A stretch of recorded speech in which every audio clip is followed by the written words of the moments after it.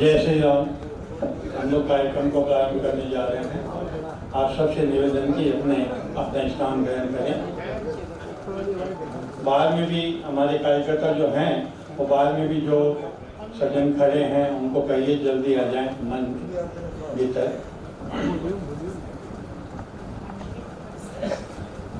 मैं आज के सभी वरेण्य अतिथियों को मंच पर सादर आमंत्रित करता हूँ। समारोह के अध्यक्ष सुप्रसिद्ध उद्योगपति श्री शिशिर जी बाजोरिया, प्रधान वक्ता श्री अभय जी महाजन, प्रधान अतिथि एडवोकेट श्री सज्जन कुमार जी तुलसियान, पुस्तकालय के मंत्री श्री बंशीधर जी शर्मा, साहित्य मंत्री डॉक्टर तारा दुर्गत से निवेदन है कि कृपया मंच पे स्थान ग्रहण करें। माँ भारती के चरणों में अपनी प्रणति निवेदन करता हुआ कुमार सभा पुस्तकालय की ओर से आयोजित आचार्य विष्णुकांत शास्त्री व्याख्यानमाला के इस 20वें कार्यक्रम में आप सबका हार्दिक स्वागत करता हूं। मैं स्वागत करता हूं मंच पे आज के वरेण्य अधिकारियों का, अतिथियों का, जिनकी गरिमामय उपस्थिति से मंच शोभायमान है। आइए हम कार्यक्रम को आगे बढ़ाते हैं आचार्य शास्त्री जी द्वारा रचित एक गीत से, जिसे स्वर दे रहे हैं लोकप्रिय गायक श्री ओम प्रकाश मिश्र। परम पूज्य आचार्य विष्णुकांत शास्त्री की रचना। सर्वप्रथम दोहा प्रस्तुत है, उसके बाद 2 चतुष्पदियाँ और फिर एक गीत।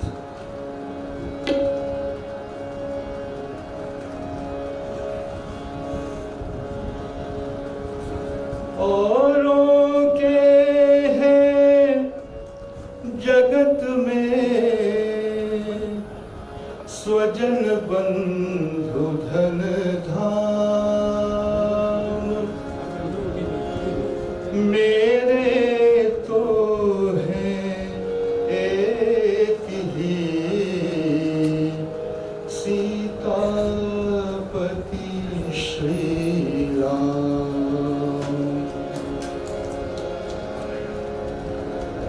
सांस सांस में रटूं राम मैं नाम तुम्हारा,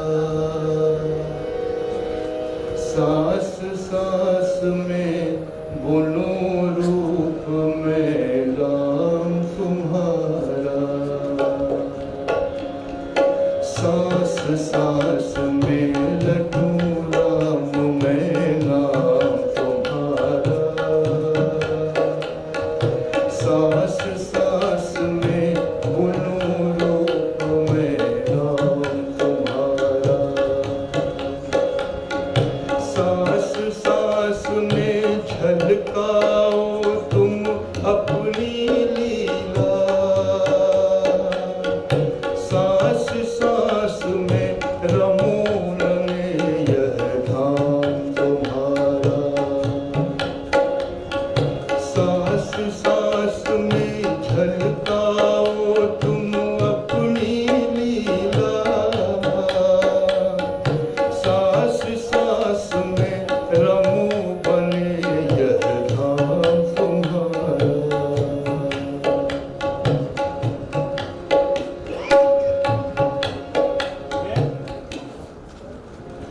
छोड़ दो सब राम पर ही छोड़ दो, छोड़ दो सब राम पर ही,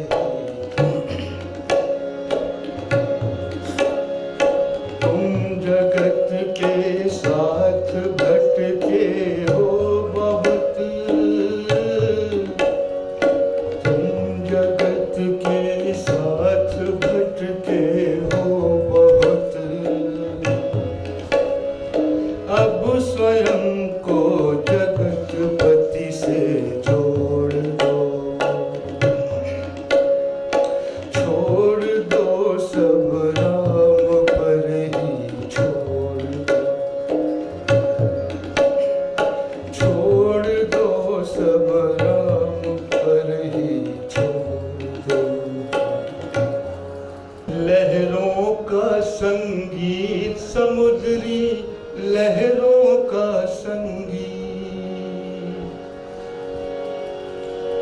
कल कल छल छल हर हर झर झर लहरों का संगी, लहरों का संगी समुद्री लहरों का संगी,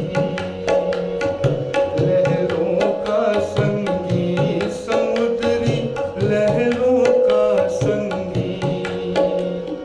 कल कल छल छल हर हर झर झर लहरों का संगी, लहरों का संगी समुद्री लहरों का संगी।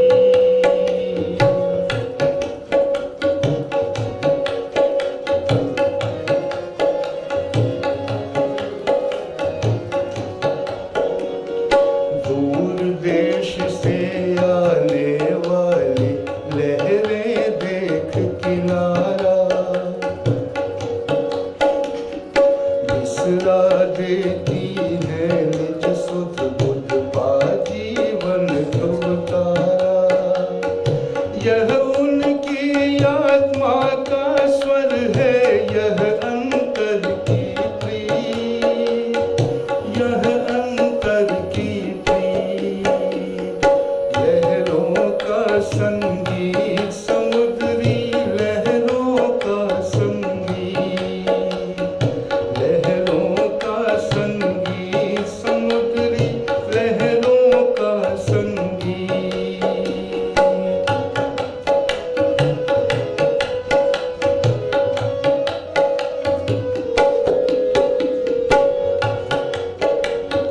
हाय गीत की मादकता कितनी क्षण भंगुर होती, सरगम की मध गूंज न थमती, लहर लहर बन खोती। साध न मिट पाती तब भी जब मिलता मन का मीत, मिलता मन का मीत। लहरों का संगीत समुद्री लहरों का संगीत, लहरों का संगीत समुद्री लहरों का संगीत। कल कल कल कल छल छल छल छल लहरों का संगीत, लहरों का संगीत समुद्री लहरों का संगीत, लहरों का संगीत समुद्री लहरों का संगीत।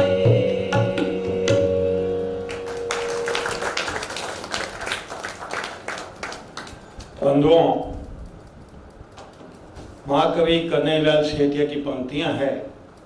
चखा सभी नदियों का पानी पर गंगा का नीर कुछ और है, देख लिए कितने ही चेहरे तेरी तस्वीर कुछ और है। ऐसी तस्वीर के धनी आचार्य विष्णुकांत शास्त्री किसी भी परिचय के मोहताज नहीं है। वे सांस्कृतिक चेतना, धर्म, साहित्य, ज्ञान के रूप में हम सभी की आत्मा में विराजमान है। विद्वता और वाग्मिता के मणिकांचन संयोग के साथ वे परंपरा के स्वस्थ पक्ष के प्रति अपार सम्मान रखते हैं। उन्होंने अपने लेखन, भाषण, प्रवचन, गीता प्रवचन हो, चाहे उपनिषदों के प्रवचन हो या अन्य कोई प्रवचन, उनके माध्यम से उन्होंने समाज एवं राष्ट्र जीवन को उद्वेलित किया है।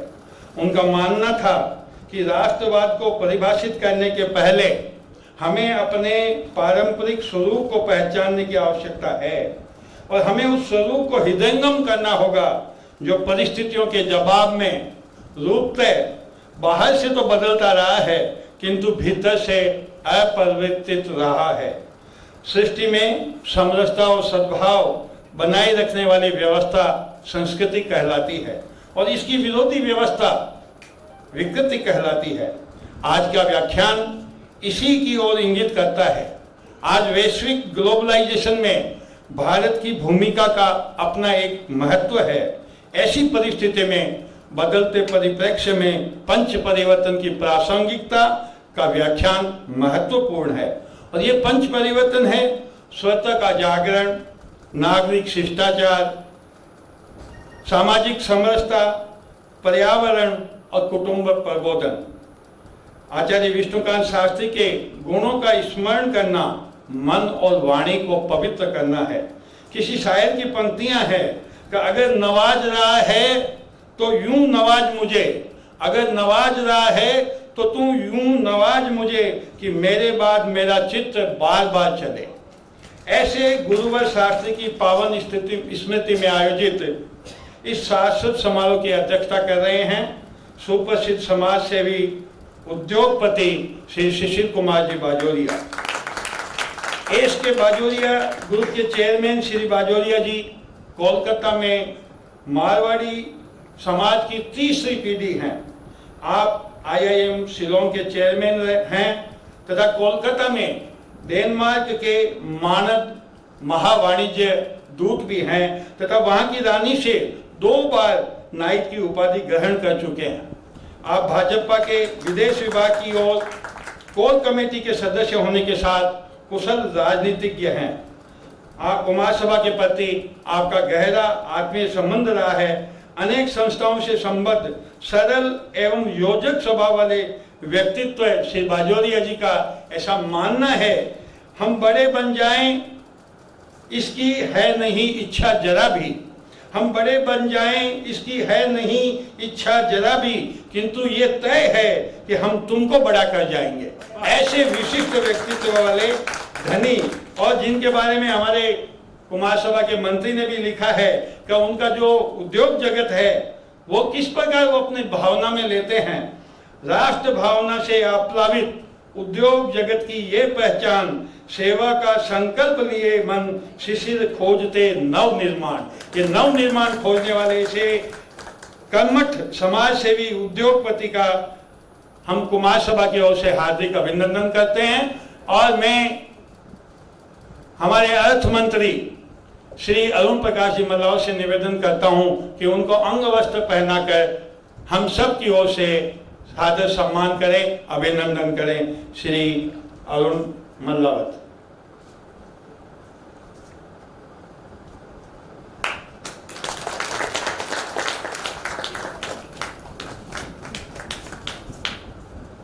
हमारे आज के प्रधान वक्ता हैं एडवोकेट श्री सज्जन कुमार जी तुलसियान, एक सच्चे समाज सेवी की प्रधान अतिथि। सॉरी, आज के हमारे प्रधान अतिथि हैं एडवोकेट श्री सज्जन कुमार जी तुलसियान, एक सच्चे समाज सेवी की क्षमता एवं आदर्श अभिभावक की प्रतिभा से विभूषित श्री सज्जन कुमार जी तुलसियान संस्था के अनन्य मार्गदर्शक एवं अभिभावक हैं। पूरे भारत के वरिष्ठ आयकर सलाहकार के रूप में सुप्रतिष्ठित सज्जन जी का साथ, उनकी बातें, उनके विचारों से हमें हमेशा कुछ अच्छा करने को प्रेरित करती है। प्रखर प्रेरक विचारों में प्रवाहित आस्था का स्वर सहज सद्भाव की अनुपम निशानी छोड़ जाते हैं। ऐसे श्री सज्जन जी के बारे में भी हमारे मंत्री जी ने कल लिखा है, जिसको मैं सुनाने का लोभ समझ नहीं कर पा रहा हूं। मैं निर्लिप्त भाव से सदा अग्रसर, निर्लिप्त भाव से सदा अग्रसर, सतत साथ हृदय देते, कार्य कौन सा कठिन यहाँ पर सज्जन पुरुषों के रहते। ऐसे सज्जन जी के तुलसियान जी का मैं कुमार सभा की ओर से हार्दिक स्वागत करता हूँ। और श्री नंद कुमार जी लड्डा हमारे जो पूर्व अध्यक्ष हैं, उनसे मैं निवेदन करता हूं कि वे आएं और श्री सज्जन कुमार जी तुलसियान का पूरे सभा की ओर से, कुमार सभा की ओर से अभिनंदन करें। श्री नंद कुमार लड्डा।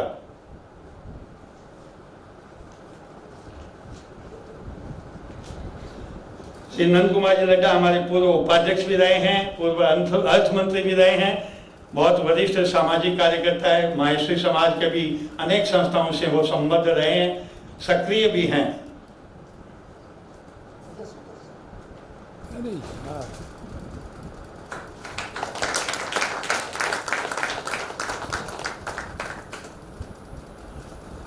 आज के हमारे प्रधान वक्ता हैं चित्रकूट से पधारे 1963 में जन्मे युवा सामाजिक कार्यकर्ता श्री अभय जी महाजन।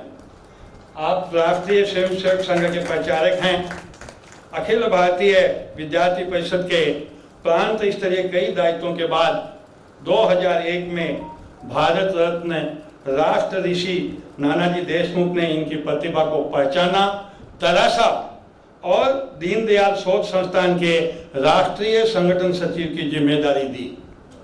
आपने आत्मनिर्भरता और सद्भाव के संदेश के साथ चित्रकूट के आसपास 296 गांवों की बस्तियों को कवर करते हुए ग्राम स्वराज पद यात्रा और वहां थारू जनजाति के 54 गांवों को थारू ग्राम स्वाभिमान पद यात्रा का आयोजन किया, जो अपने आप में अद्भुत अद्वितीय है।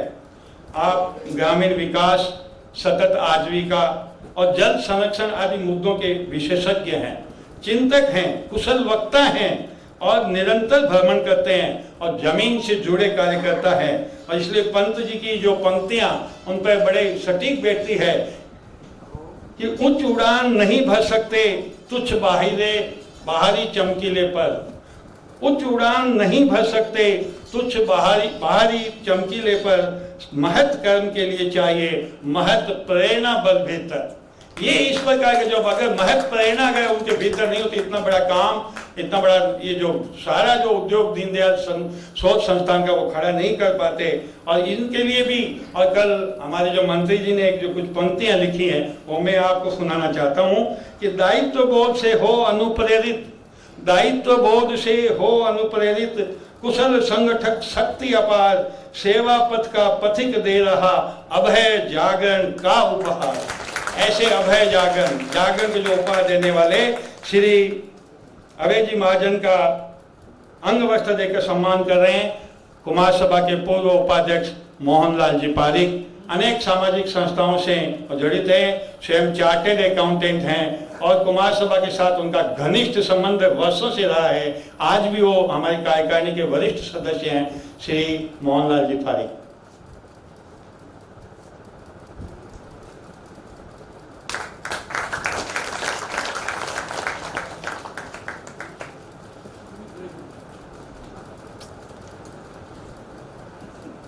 कार्यक्रम को आगे बढ़ाते हुए मैं आचार्य शास्त्री जी की पंक्तियां, सौंप जब तुमको दिया इस जिंदगी का भार रघुवर, सौंप जब तुमको दिया इस जिंदगी का भार रघुवर, तब मुझे क्या सोचना जीत हो या हार रघुवर, सिर्फ इतनी शक्ति मुझको दो कि मैं अंतःकरण से कर सकूं स्वीकार सब कुछ जो तुम्हें स्वीकार रघुवर।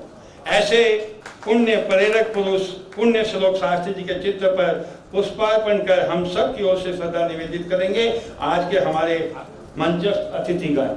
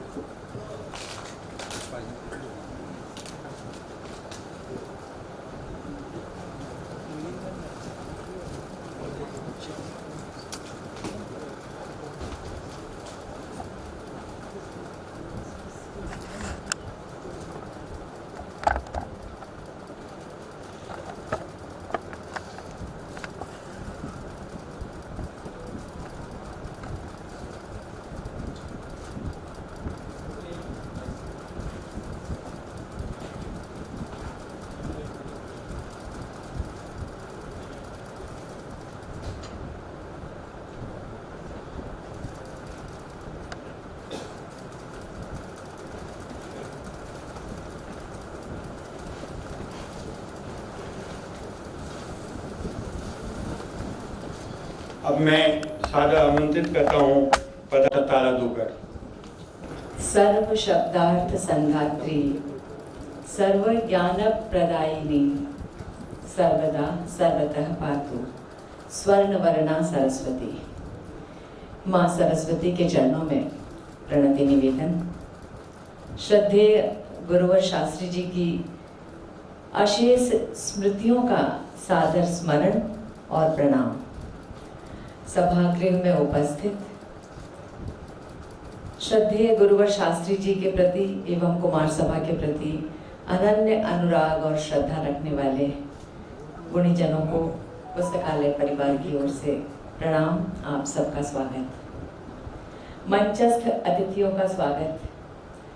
सर्वप्रथम आज के कार्यक्रम की अध्यक्षता कर रहे सुप्रसिद्ध समाजसेवी, प्रखर चिंतक एवं उद्योगपति श्री शिशिर बाजोरिया का स्वागत करते हुए मैं यही कहना चाहूंगी कि एक ख्वाब जो दिल में सजा रखा है, तुम हाथ लगा दो तो बस हुआ रखा है। कार्यक्रम के प्रमुख वक्ता दिल्ली से पधारे दीनदयाल शोध संस्थान के राष्ट्रीय संगठन सचिव, प्रबुद्ध विचारक श्री अभय महाजन जी, जिनका सुचिंतित वक्तव्य और उनकी सम्मोहक वाणी हम सब के कानों से होते हुए कलेजे में उतर जाएगी, ऐसा मुझे पूरा विश्वास है। आज के कार्यक्रम के प्रधान अतिथि हम सब के अत्यंत अपने श्री सज्जन कुमार तुलसियान, जिनसे ये कहना चाहूंगी कि तुम्हारे साथ रहकर अक्सर हमें ऐसा लगा है कि हम असमर्थताओं से नहीं, संभावनाओं से घिरे हैं। बंधुओं, बड़ा बाजार कुमार सभा पुस्तकालय मात्र पठन पाठन का माध्यम नहीं, बल्कि वैचारिक आदान प्रदान और वैचारिक संपोषण का सशक्त माध्यम बनकर उभर रहा है। पुस्तकालय द्वारा आयोजित कार्यक्रमों में आपकी उत्साहपूर्वक उपस्थिति हमें हमेशा और अच्छा करते रहने को प्रोत्साहित करती है। आपको यह जानकर अच्छा लगेगा कि कुमार सभा का जो नया भवन, उस नए भवन के पुनर्निर्माण का प्लान केएमसी द्वारा अतिशीघ्र सैंक्शन होने की, स्वीकृत होने की हमें उम्मीद है। आप सभी के स्नेह, सद्भाव, सहयोग और आशीर्वाद से जल्दी आगे के कार्यक्रम को गति दी जाएगी। समर्पित राम भक्त, प्रज्ञा और प्रतिभा के धनी, छात्र वत्सल प्राध्यापक, रससिद्ध संस्मरणकार, स्वच्छ छवि वाले राजनेता, अनन्य राष्ट्रभक्त और प्रखर हिंदी प्रेमी श्रद्धेय आचार्य विष्णुकांत शास्त्री जी के स्मरण में, उनकी स्मृति में पिछले 19 वर्षों से अनवरत व्याख्यानमाला आयोजित होती रही है। उनके जीवन, व्यवहार, स्नेह, सद्भाव और आशीर्वाद से मैं समझती हूँ यहाँ बैठे अधिकांश लोग परिचित होंगे। शास्त्री जी की स्मृति में एक कविता में संजोई गई कुछ पंक्तियां इतनी तल्लीनता से उनके दिव्य व्यक्तित्व और गुणों का चित्रण उस कविता में किया गया है, जिसको सुनाने का लोभ मैं संवरण नहीं कर पा रही हूँ। कविता है शास्त्री जी के लिए। तुम्हारी याद रामायण की पोथी में रखा जो मोर का पंख। तुम्हारी याद रामायण की पोथी में रखा जो मोर का पंख। तुम एक समर्थ संज्ञा, तुम एक संपूर्ण क्रिया, तुम सत्य को देखने वाले, शुभ को धारण करने वाली तुम्हारी आंखें, सुंदर को व्यक्त करने वाली तुम्हारी वाणी, सरस्वती की प्रतिमा के सम्मुख रचित एक मंगल अल्पना तुम, श्याम पट पर अंकित श्वेत कमल की मधुर कल्पना तुम। तुम्हें प्रिय थी सीधी सरल रेखा, सब जानते हैं हम लोग। तुम्हें प्रिय थी सीधी सरल रेखा, कुटिल वक्र के समर्थन में खड़े, कुटिल वक्र के समर्थन में खड़े तुम्हें किसने और कब देखा। है कि नहीं जोरदार? सर के बिल्कुल, सर के व्यक्तित्व को उकेरती हुई। कुटिल वक्र के समर्थन में खड़े तुम्हें किसने और कब देखा। दूध सा धवल तुम्हारा रूप, कुनकुनी धूप सा तुम्हारा स्नेह, तुम प्रत्युत्पन्न मति, तुम मृदुल हास, तुम सीधे मेरुदंड, तुम ललित लास। राम कृपा तुम्हारा पुरुषार्थ, राम की इच्छा तुम्हारा प्रारब्ध। सिंहासन पर बैठे लेकर साधु मन, राजभवन बन गया तपोवन। देह में रक्षक सब भौचक उन्मन, देह में विदेह का आदर्श। कल रहा तुम्हारा उत्कर्ष, आज हमारा पाथेय, हमारा हर्ष। देवेंद्र दीपक की ये पंक्तियां मानो श्रद्धेय शास्त्री जी का पूरा शब्द चित्र हमारे समक्ष उपस्थित कर रही थी। भव्यता और दिव्यता के संगम शास्त्री जी जहां आधुनिकता के गुणों को आत्मसात करना आवश्यक मानते थे, वहीं परंपरा के स्वस्थ तत्वों के संरक्षण के प्रति उतने ही जागरूक और सचेष्ट भी थे।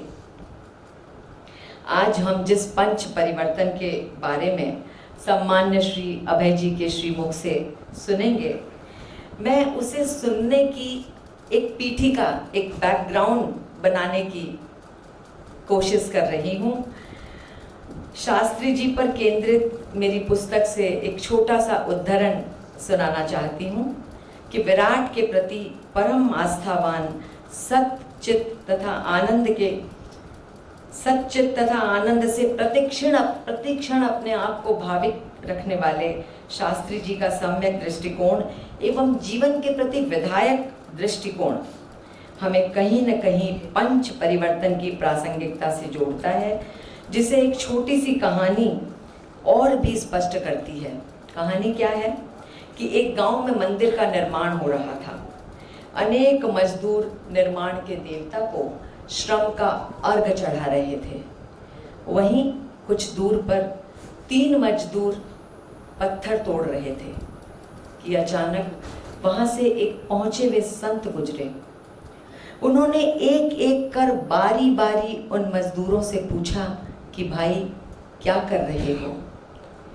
पहले मजदूर ने उकताए स्वर में कहा कि मैं पत्थर तोड़ रहा हूं। दूसरे मजदूर से पूछा कि भाई क्या कर रहे हो। उसने कहा जी आजीविका कमा रहा हूं। और तीसरे मजदूर की आंखों में चमक, कण कण में पुलकन थी। उसने पूरे वातावरण में मिठास घोलते हुए कहा जी मैं परमात्मा का मंदिर बना रहा हूं। काम एक, देखिए काम एक, परिस्थितियां समान, परिस्थितियां भी एक, फिर भी देखने और परखने का नजरिया अपना अपना, संवेदनाएं अनुभूतियां अपनी अपनी। यही बात हम सबके जीवन पर भी लागू होती है कि जीवन को उथले लक्ष्य से जो जोड़ना चाहता है उसके लिए जीवन भार बन जाता है।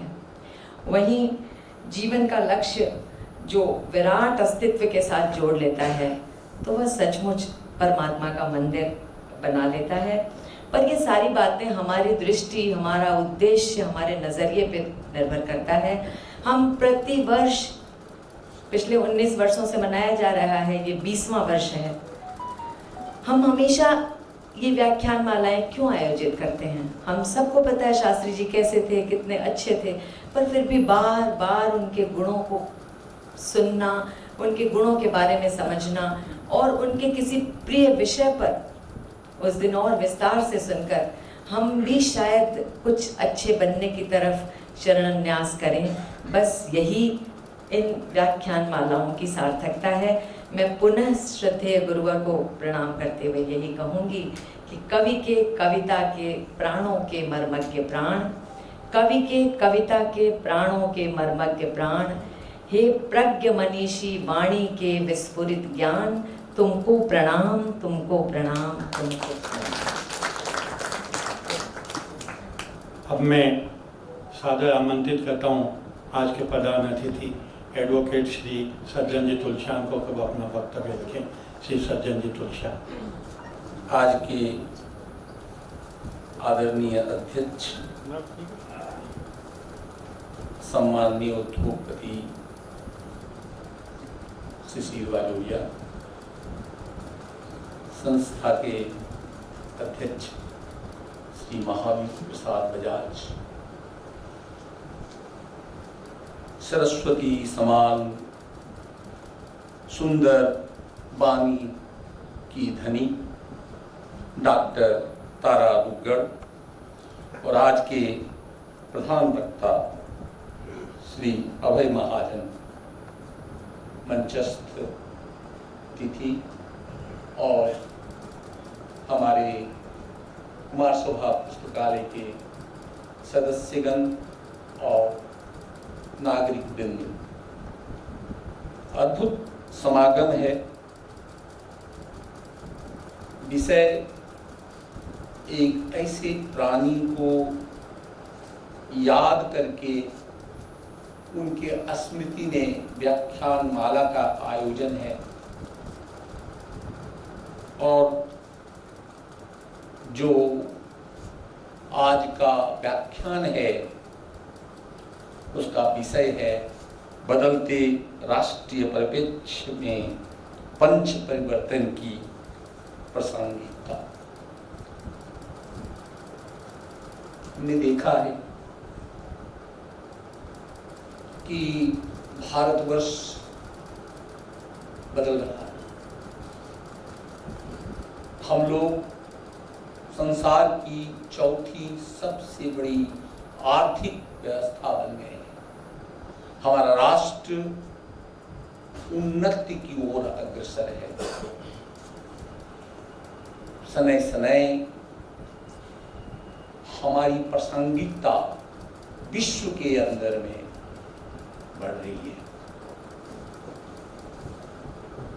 हमारे विरुद्ध बहुत से आक्रमण होते रहे हैं। उन आक्रमण का हमने कभी शांत भाव से केवल यूनाइटेड नेशन को या बड़े बड़े राष्ट्रों को शिकायत करके छोड़ दिया है, कई बार धमकी देकर छोड़ दिया है। बट इस बार जब हमारे 26 युवा धर्म के नाम पर विधर्मियों के द्वारा उनकी जब पहलगाम में हत्या कर दी गई, तो हमारे राष्ट्र ने, हमारे राष्ट्रपुरुष के माध्यम से ये संदेश दिया कि छोड़ेंगे नहीं। जहां भी छुपे हो तुम्हारा सर्वनाश करके ही दम लेंगे। और हमने उत्तर दिया। हमने घर में घुस कर था, हमने 9 ऐसे आतंकियों के गढ़ जहां कभी हम नहीं पहुंच पाए, पहुंचकर विध्वंस कर दिया। प्रत्युत्तर में जब उन्होंने हमारे पर आक्रमण किया, हमने उनके 11 ऐसे लॉन्च पैड खत्म कर दिए और इतनी सटीकता से अपनी टेक्नोलॉजी का प्रदर्शन करते हुए किसी भी सिविलियन को मारे बिना हमने ये संदेश दे दिया कि हमसे उलझो मत, हमसे उलझोगे तो सर्वनाश कर देंगे। ये परिवर्तन है, ये समय का परिवर्तन है।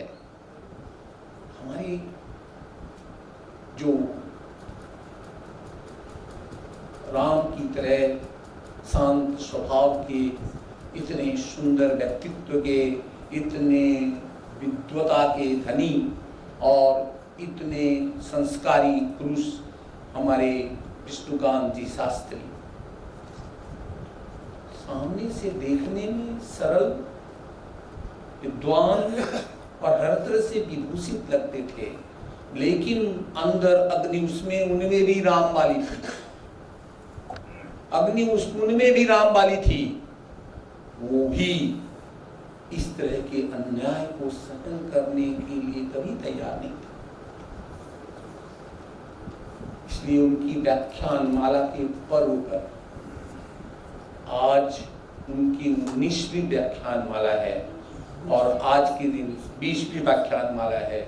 और उनकी इन व्याख्यान माला के पर्व पर ये जो राष्ट्र का संदेश है वो जहां भी होंगे उनकी आत्मा को बड़ी शांति मिलेगी। ये जो हमारा देश है, हमारी जो सभ्यता है, हमारी जो संस्कृति है, ये सनातन है। ये असंख्य वर्षों से चली आ रही है।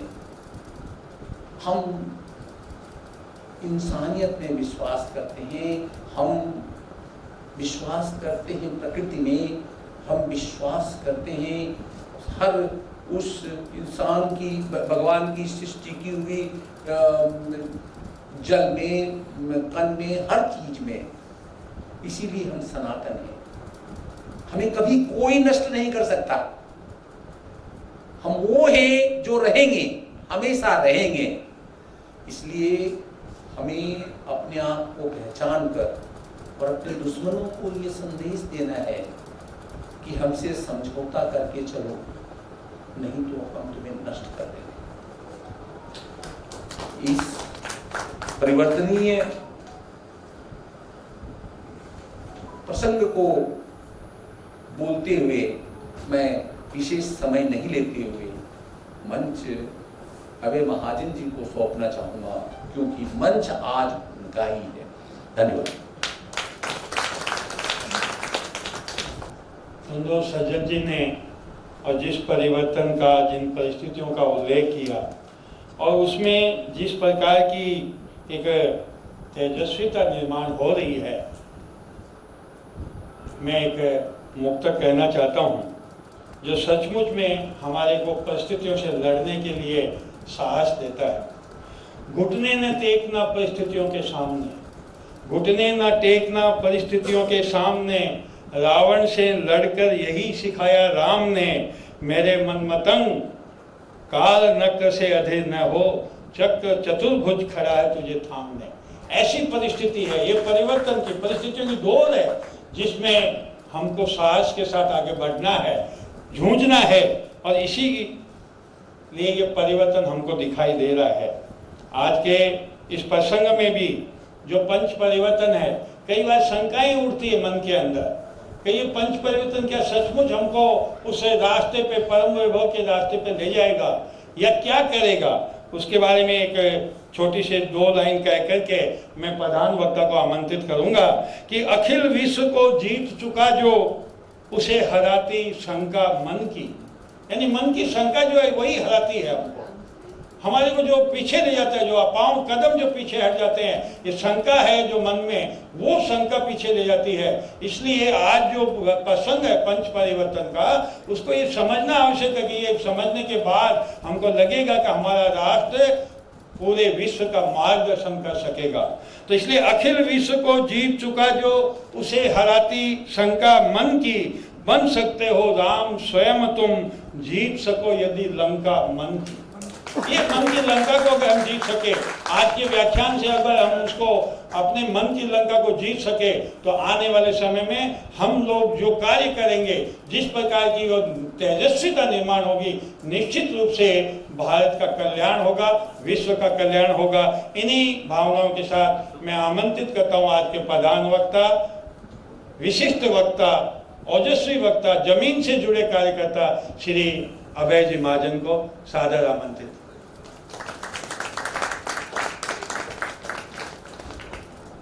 पवित्र भारत माता के चरणों में प्रणाम।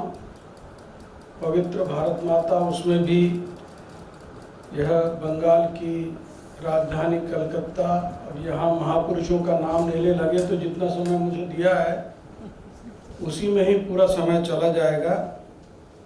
मंच पर विराजमान आज के कार्यक्रम के अध्यक्ष आदरणीय शिशिर जी, प्रधान अतिथि आदरणीय सज्जन कुमार तुलस्यान जी, बहन डॉक्टर तारा दुग्गल जी, आदरणीय बंशीधर जी और आदरणीय महावीर बजाज जी और हमारे पांचजन्य के संपादक आदरणीय हितेश शंकर जी, यानी बजाज जी और हितेश शंकर जी। बाकी मेरे बारे में जो कुछ भी परिचय में कहा महावीर जी ने, तो मुझे लगता है कि वो सब गलत है। मैं न चिंतक हूँ, न विचारक हूँ, न ओजस्वी वक्ता हूँ, बस जमीन से जरूर जुड़ा हुआ हूँ। बचपन से ही मैं संघ का स्वयंसेवक हूँ और जो अपेक्षित रहा है उस काम में पूरे मनोयोग से जितनी क्षमता है उससे अधिक करने का प्रयत्न मेरा रहा है। मैं बहुत टालते रहा महावीर जी को कि जो दायित्व मिला है, पहले मूलतः संघ का स्वयंसेवक, बाद में फिर विद्यार्थी परिषद, कलकत्ते से भी पुराना नाता है। विद्यार्थी परिषद की एक राष्ट्रीय कार्यकारिणी की बैठक हुई, उसमें मैं कलकत्ते आया। बाद में स्वदेशी जागरण मंच का एक बड़ा सम्मेलन हुआ, उसमें भी मैं आया। स्वर्गीय माननीय दत्तोपंत ठेंगड़ी जी भी थे उसमें। और उसके बाद फिर ये दीनदयाल शोध संस्थान का 17-18 में श्रद्धेय पंडित दीनदयाल उपाध्याय जी और नाना जी की जन्म शताब्दी वर्ष था, उसमें भी यहाँ पर आना हुआ। तो जो दायित्व मिला है, मैं बहुत छोटा कार्यकर्ता हूँ, उसको पूरा करने में ही पूरा समय लगता है। और इस सभागार में उपस्थित आप सब सभी मंच पर बैठे हुओं की प्रतिभा तो आप सब लोगों ने देखी और सब जानते भी होंगे, लेकिन मुझे जो सब तपे तपाए इस सभागार में उपस्थित जितने गणमान्य जन हैं, उनको देखकर मुझे थोड़ी सी नर्वसता आ रही है कि अब इनके सामने बोलूं, लेकिन संघ के स्वयंसेवक को जो आदेश मिला है तो उस आदेश का पालन करना ही है। पंच परिवर्तन का विषय मैं संघ की प्रत्येक बैठकों में रहता हूं। सबसे पहले पूजनीय सरसंघ चालक जी ने इस विषय को प्रतिपादित किया। अभी बेंगलोर में प्रतिनिधि सभा की बैठक हुई थी, तो उसमें भी बड़े व्यापक स्तर पर फिर हमारे सरकार व माननीय दत्तात्रेय होसबले जी ने भी उस विषय को बड़े व्यापक दृष्टि से सामने रखा। हम विश्व गुरु के स्थान पर विराजमान थे।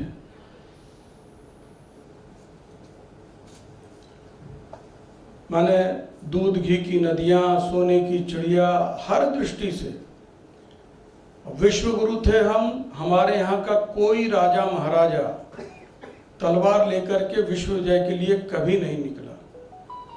अपने उन्नत सामाजिक जीवन के बल पर और समाज के प्रति संवेदना होने के कारण और हम विश्व गुरु के पद पर विराजमान थे।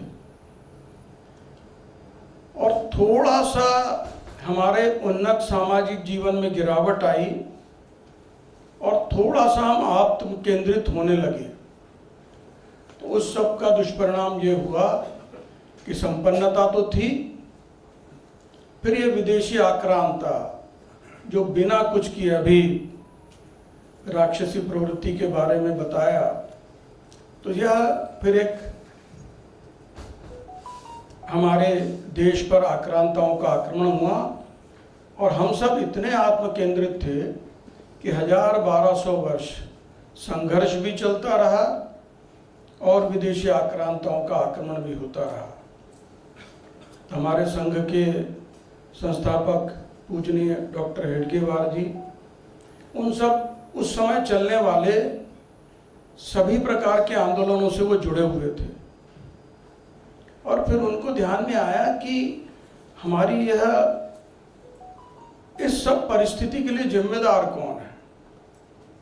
अब हम मुगलों को दोषारोपित करें, अंग्रेजों को दोषारोपित करें, जो भी आक्रांत आए हैं। फिर उन्होंने उस सब का चिंतन किया, इस सब के जिम्मेदार हम हैं और इस सब प्रश्नों का उत्तर केवल एक है, संगठन, संगठन और केवल संगठन। अगर हम संगठित हो गए तो अभी बहुत सारे जो भी मंच पर विराजमान विद्वत वक्ता थे, तो बहुत सारी कविताएं कही। तो कविताएं कहना तो मुझे बहुत आता नहीं है, लेकिन सबके पीछे ये था कि अब समय अनुकूल है, हम सब लोगों ने प्राणपण से लगना पड़ेगा। संगठन और केवल संगठन ही इन सारी समस्याओं का समाधान है। अगर हम संगठित न हुए तो लगभग 1200 वर्ष आक्रांताओं का आक्रमण, लेकिन अब समय अनुकूल लगता जा रहा है। बहुत सारी ऐसी विकट समस्याएं, ऐसी विकट समय, ऐसा लगता था कि हम लोग जीते जी इस सब को देख पाएंगे कि नहीं, लेकिन प्रभु राम की कृपा से एक झटके में धारा 370 समाप्त हो गई। कभी हम भी अब सामाजिक अपने मित्रों के साथ बराबरी से चर्चा करते थे तो कभी लगता नहीं था खून की नदियां बह जाएंगी, कहीं एक पत्थर नहीं चला, किसी को कोई खरोच नहीं आई। और अयोध्या, मथुरा, काशी, ये हमारे आदर्श, और सब बड़े लोगों से बातचीत होती थी। अयोध्या का विषय सबसे कठिन था क्योंकि वहां कोई प्रूफ ही नहीं था, कुछ भी नहीं था। मथुरा, काशी में तो सब लोग प्रत्यक्ष दिखते हैं कि यहाँ पर जन्म स्थान है मथुरा में, और ऊपर ईदगाह बनी हुई है। अब काशी में भी कुछ कहने की जरूरत नहीं है, लेकिन भगवान की लीला बड़ी अपरंपार है। सबसे कठिन विषय सबसे पहले उन्होंने उसको निपटाया। अब उसमें कोई एक व्यक्ति या कोई एक संगठन श्रेय लेने की बात करे तो उसकी इच्छा के बिना दुनिया में पत्ता भी नहीं हिलता है। तो यह सब, हम सब इस दृष्टि से बड़े आस्थावान और आस्तिक व्यक्ति हैं, तो मुझे लगता है कि मैं कोई बहुत अतिशयोक्ति वाली बात नहीं कर रहा हूँ। जितनी अनुकूलता से मार्ग प्रशस्त होता जा रहा है और चुनौतियाँ उतनी ही तेजी से हमारी परीक्षा लेने के लिए सामने खड़ी हैं। अब ये बंगाल के बारे में कहना क्या, कल से कई कार्यकर्ता बंधुओं से, और सारी देश की दुनिया की नज़र बंगाल पर है, लेकिन मुझे लगता है कि हमको सबको ऊपर वाले पर विश्वास रखना चाहिए, यहाँ की जो परिस्थितियाँ हैं और उस सब में। और हर व्यक्ति ने अपने पूरे प्राणपन के साथ, और जो दायित्व मिला है, जो दायित्व नहीं मिला है, उस दिशा में अगर हम लोग प्रयत्न करेंगे तो अपने लक्ष्य की पूर्ति होगी। केवल सत्ता परिवर्तन से समाज परिवर्तन और देश का भला होने वाला नहीं है। जो पूजनीय डॉक्टर हेडगेवार जी ने 1925 में संघ स्थापना के समय अपने इतने लंबे सामाजिक जीवन के बाद, अध्ययन के बाद, व्यक्ति परिवर्तन से ही समाज का परिवर्तन होगा और इच्छित उद्दिष्ट हम लोग प्राप्त कर सकेंगे। और संघ की यह लगभग 100 वर्ष की साधना, उस सब का यह परिणाम है। तो उस दृष्टि से पूजनीय सरसंघ चालक जी, माननीय सरकारवाह जी, जो हमारा नेतृत्व है, उन्होंने पंच परिवर्तन की बात कही है। मैं कोई बहुत नई बात कहने वाला नहीं हूँ। यह सारी सभा विद्वत जनों की सभा है और कोई बहुत सारी मैं नई बात कहने वाला नहीं हूँ। पंच परिवर्तन के विषय आदरणीय महावीर जी ने बताए हैं। तो सबसे पहले तो स्व का जागरण। ये लगभग 1200 वर्षों की विदेशी आक्रांताओं के आक्रमण के कारण हम अपना सब कुछ भूल गए, और जो बाहर की चमक दमक है वही हमारा, कि अरे वहाँ तो ऐसा होता है, वहाँ पर ऐसा होता है, और अपनी भारतीय संस्कृति और परंपरा के बारे में बार बार कहते हैं कि ये तो बड़ी दकियानूसी है, पुरातन पंथी है। घर से कदम बाहर निकालो, आदरणीय शास्त्री जी बैठे हैं, एक कदम हम लोग आगे बढ़ाएं, अरे अभी छींक आ गई, अब मत जाओ। सवेरे है तो ये मत करो, दिन है तो ये मत करो, अब आपको मूली खाना है, दही खाना है तो कब खाना है और कब नहीं खाना है। हर पग पर रोकते टोकते हैं बड़े बुजुर्ग। अब वैज्ञानिक दृष्टि से सब बातें सिद्ध हो रही हैं कि दक्षिण की तरफ पैर करके नहीं सोना। फिर और अब बताने के लिए बता दें उधर यम का वास है। और जब हमारे यहाँ पर किसी का शरीर छूटता, प्राण छूटते हैं, तो कहते हैं कि बस दक्षिण दिशा। अब वैज्ञानिकों ने इस सब दृष्टि से तो ये सिद्ध किया है कि हमारे शरीर में भी मैग्नेटिक पावर है, चुंबकत्व है, और पृथ्वी में भी है। अगर उत्तर दक्षिण, उत्तर की तरफ से दक्षिण की तरफ पैर करके सोएंगे तो नींद भी ठीक से नहीं आएगी। फिर यहीं के प्रसिद्ध वैज्ञानिक जगदीश चंद्र बसु जी कि पेड़ पौधों में भी जान है। परम पूजनीय गुरु जी ने कहा था कि जो मुझ में है वो तुझ में है, सब में है। तो यह जो स्व का जागरण है, फिर उसको और व्यापक दृष्टि से स्वभाषा, भूषा, भजन, भोजन, भ्रमण, हर इसमें अपनी स्व की, अपनी भूमि से जुड़ी हुई, इस सब का हम लोगों ने ध्यान रखना चाहिए। और इसका बड़ा व्यापक रूप से उन्होंने वर्णन किया था। स्वामी विवेकानंद जब तक यहाँ थे तो उनको कभी किसी ने गंभीरता से नहीं लिया, लेकिन विश्व धर्म सम्मेलन में शिकागो में गए और वहाँ भाषण देकर के उनके पहले 2 शब्द में मेरे बहनों और भाइयों, उसी के ऊपर कितनी देर तालियां बजी, और फिर उनकी विद्वत्ता और वह जो मूल चिंतन था, उसके बाद जब भारत आए तो उनको मान्यता मिली। ये हम लोगों की थोड़ी सी, ये जो गुलामी की मानसिकता के कारण, अब हम लोग गांव में काम करते हैं, कभी भी कोई जाएगा क्या लेकर के आएगा, तो चित्रकूट कौन कौन आए हैं यहाँ से, थोड़ा सा जो आए होंगे तो कृपया हाथ उठाएंगे। बहुत सारे लोग हैं, बहुत, कृपया हाथ नीचे कर लेंगे। तो कई बार हम अपने गांव में उन कार्यकर्ताओं से बातचीत करते हैं, जब गांव में काम, क्या लेकर के आए, फ्री में।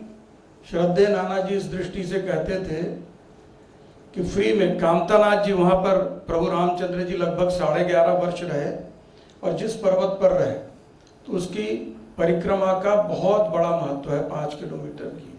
तो जैसे ही परिक्रमा प्रारंभ करते हैं, गिरिराज जी की परिक्रमा भी की होगी मथुरा वृंदावन में, कई सारे लोग, तो वहाँ पर याचक बैठे रहते हैं। उन्होंने कहा कि भौतिक दृष्टि से कुछ मांगना है तो ऐसे हाथ करो, लेकिन हम सब लोग, हमको भगवान ने 5 कर्मेंद्रियां और ज्ञानेंद्रियां दी हैं, तो अपने पुरुषार्थ को जागृत रखना चाहिए।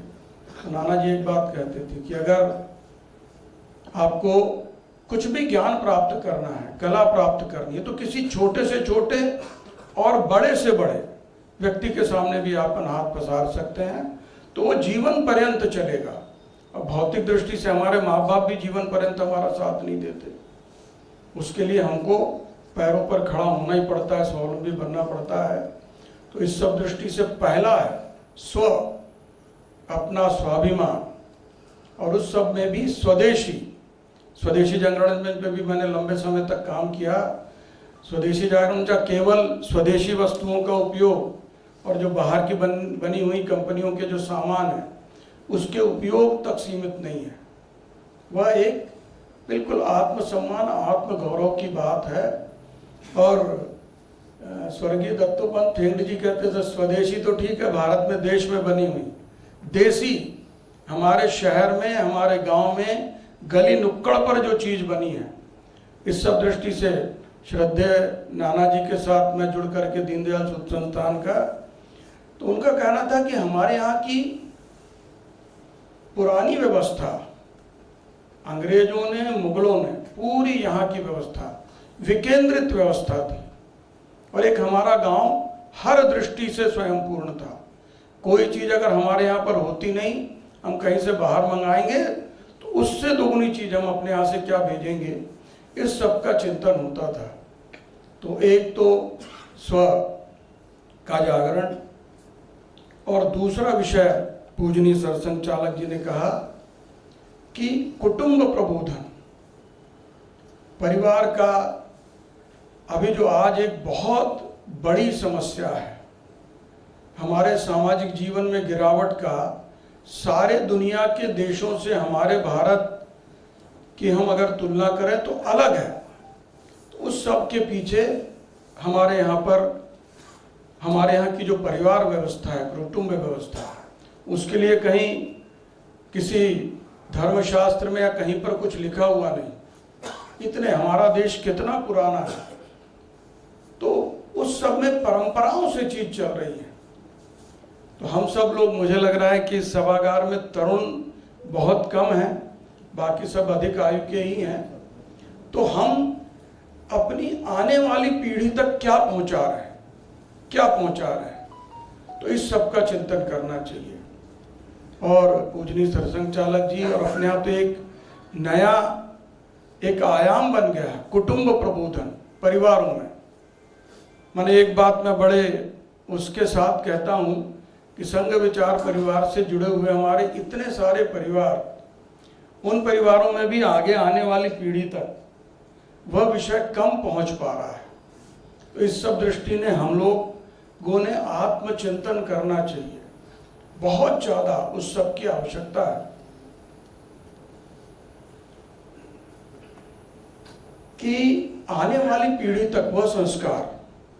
अब कई उदाहरण आप सब लोगों ने देखे होंगे। एक उदाहरण जो मुझे बहुत ही अच्छा लगा, एक बार एक माता पिता अपने छोटे बच्चे के लिए घर बनाने का खिलौना लेकर के आए। घर बना रहा था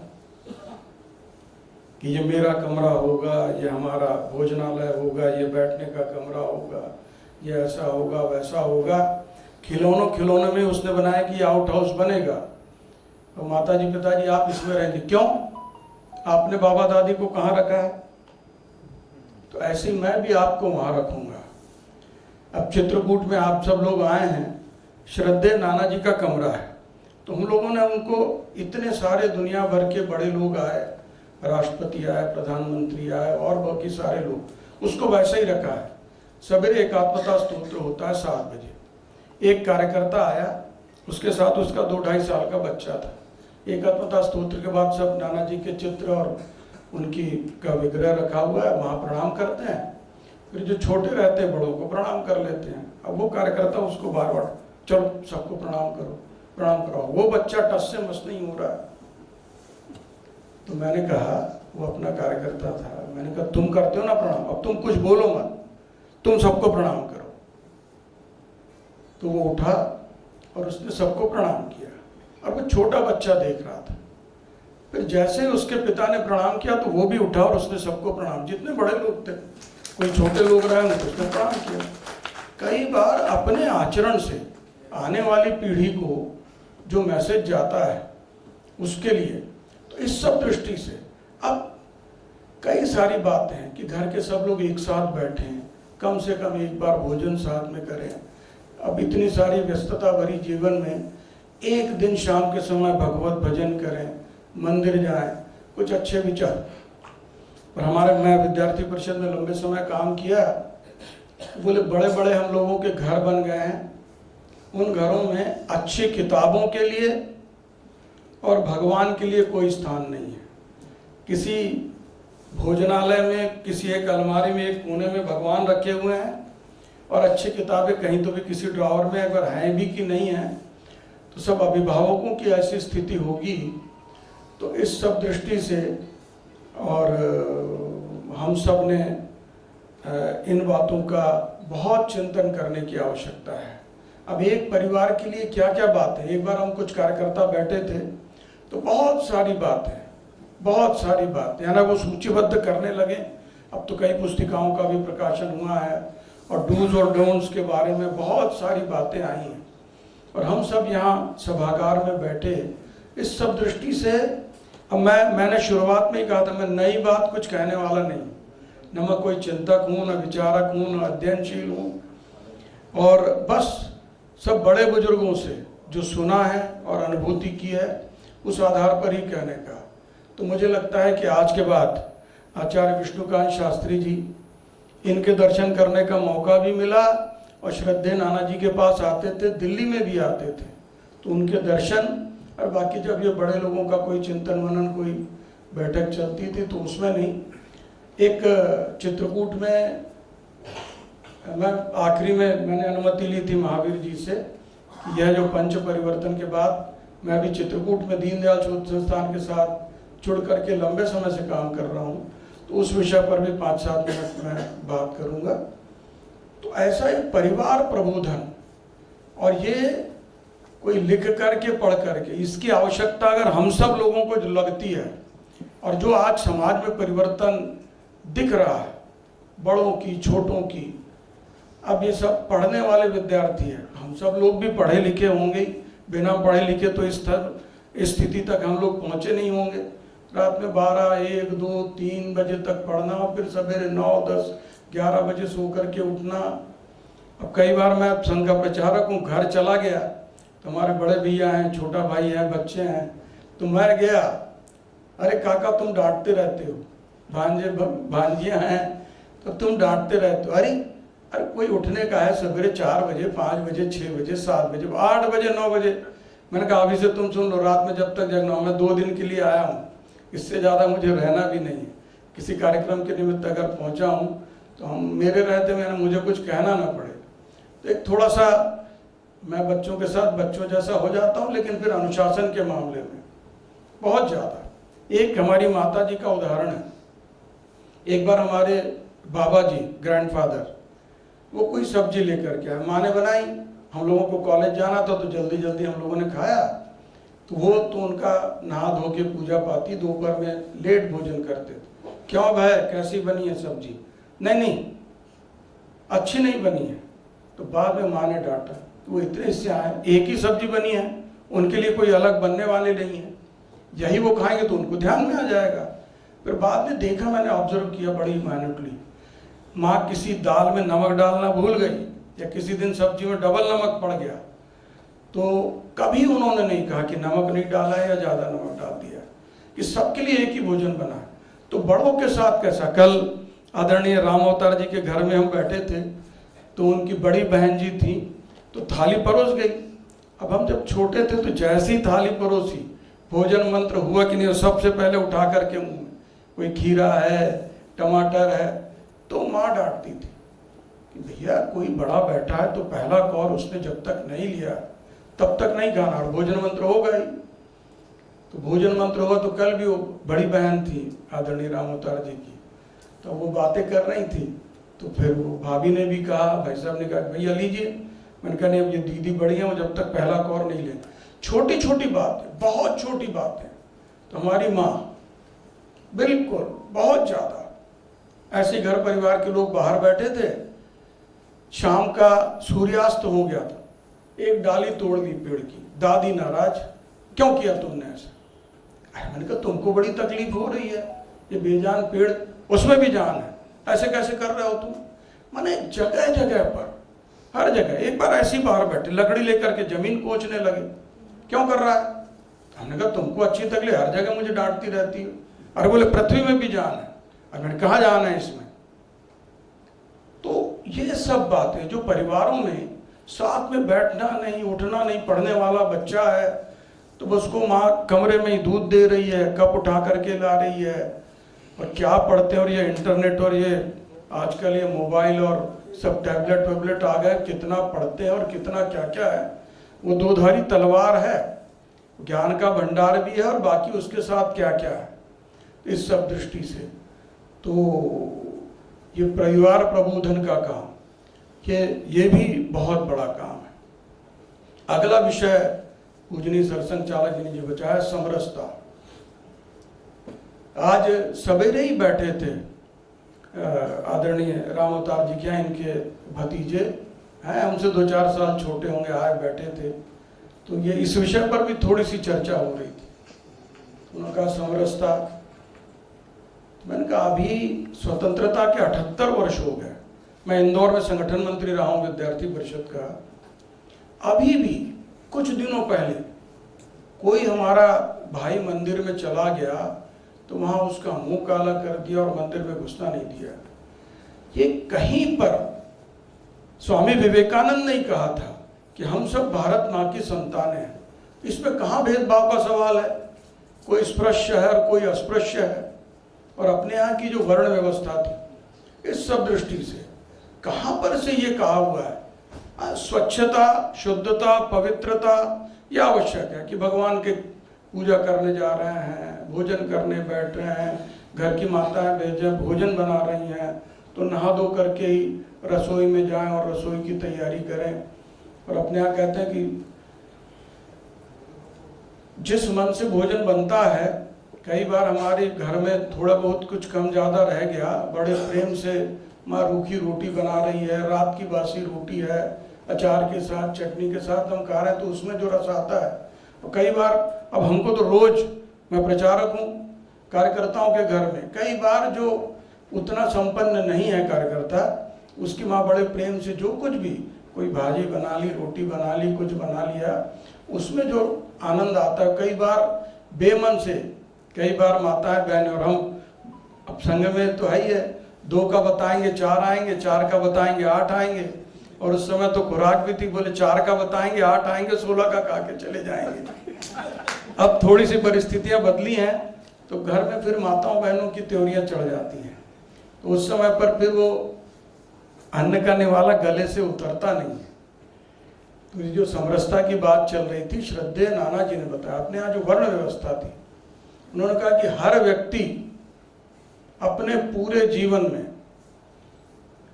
वो सब अपनी आत्मोन्नति के लिए जो भी करता है तो वह ब्राह्मण कर्म है, अपने अपने परिवार की और बाकी सब धन संपत्ति की सुरक्षा की दृष्टि से जो करता है वो क्षत्रिय धर्म है, और अपने पेट पालने के लिए जो भी गतिविधियां करता है वो वैश्य।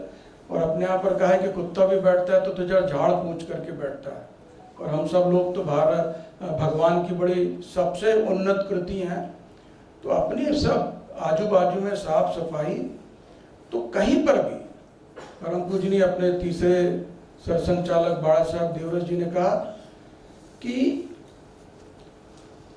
हम सब भारत माता की संतानें, न हिंदू पतितो भवेत्। विवेकानंद जी का जो बुद्ध वाक्य था, भारत माता की संतान, हम सब एक माँ के पुत्र हैं, तो कोई स्पृश्य और अस्पृश्य हो ही नहीं सकता।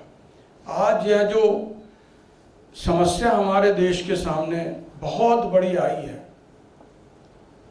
एक वीर सावरकर का मोपला उपन्यास किसी ने पढ़ा क्या?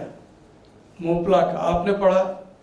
तो इसी सब, मैंने कई बार थोड़ा बहुत मैं पढ़ता हूँ और थोड़ी बहुत बातचीत होती है तो अपने बराबरी के कार्यकर्ताओं के साथ, अपने देश में सबको हम हजम कर गए, लेकिन अपने सगे संबंधियों को हम लोग प्रतिकूल परिस्थितियों में, अगर वो कुछ विधर्मी हो गए, जब भी अनुकूल पूरे परिस्थितियां बनी तो उन्होंने आने का प्रयत्न भी किया, तो हम सब लोगों ने उनको आने नहीं दिया। अब हमारे पूर्वज ने उसके कोई अच्छी बात होगी तो हम अपने गोत्र का नाम, अपने बड़े कोई बड़ा व्यक्ति है, पूर्वजों की कोई अच्छी बात है, उसको हम सबको बड़े ध्यान से और बड़े स्वाभिमान के साथ कहते हैं, तो जो कड़वी बातें उसको भी हम लोगों को स्वीकार करना पड़ेगा। तो हमारा जो ये हाजमा था, ये सब विदेशी आक्रांताओं के आक्रमण के समय वह थोड़ा सा हाजमा कमजोर हो गया, और उस सब के कारण अब आदरणीय इंद्रेश जी, अपने सब लोग जानते हैं, तो जो कुछ भी आंदोलन चला रहे हैं तो उस सब का गंभीरता से हम सब लोगों को विचार करना चाहिए। और यह जो सामाजिक समरसता है, और उसकी दृष्टि से बड़ी बहुत चिंतन होती है। कहीं 14 अप्रैल को क्या रहता है, हमको ध्यान में है क्या है? 14 अप्रैल को है, हाँ जी, हाँ, डॉक्टर आम्बेडकर जी की जयंती। अब उस दिन हमने सहभोज का कार्यक्रम कर लिया, उससे समरसता आने वाली नहीं है। एक बार संघ की अखिल भारतीय समन्वय बैठक थी, और हमारे माननीय सरकारवाजी दत्तात्रेय होसबले जी सी बात कि सहभोज और इसकी सब सारी बातें चल रही थी, तो फिर मैं खड़ा हुआ, यानी कई बातें जो मूलभूत बातें हैं, फिर उसको कहने से मैं कहीं पर भी किसी भी प्लेटफॉर्म पर हो, फोरम पर हो, मैंने कहा भाई साहब ये प्रायोजित सहभोज के कार्यक्रमों से समरसता आने वाली नहीं। बाद में मुझे भाई जी आपने तो बिल्कुल सही बात कही है, केवल ये प्रायोजित सहभोज से उनका अपने घरों में आना, हमारा उनके घरों में जाना, स्वाभाविक रूप से मित्रता होना, भोजनालय में बैठ करके भोज करना, उनके घर में माताएं भोजन बना रही हैं, वहाँ बैठ करके भोजन करना, वो अपने यहाँ आ रहे हैं तो अपने यहाँ बैठ करके भोजन कर रहे हैं। स्वाभाविक रूप से ये होना चाहिए, बहुत प्रयत्न पूर्वक और वो सब सारा नहीं चलेगा। तो इस सब का चिंतन, यह इतना बड़ा अभिशाप है। और आज जो अपने देश की बहुत बड़ी समस्या है उसके पीछे ये बहुत बड़ा कारण है। कई सारी बातें, कड़वी बातें मैं कह नहीं रहा हूँ, लेकिन हम सब लोग सोचने समझने वाले, चिंतन करने वाले हैं। तो इस सब में मैं क्या करूँगा, मैं और मेरा परिवार क्या करेगा।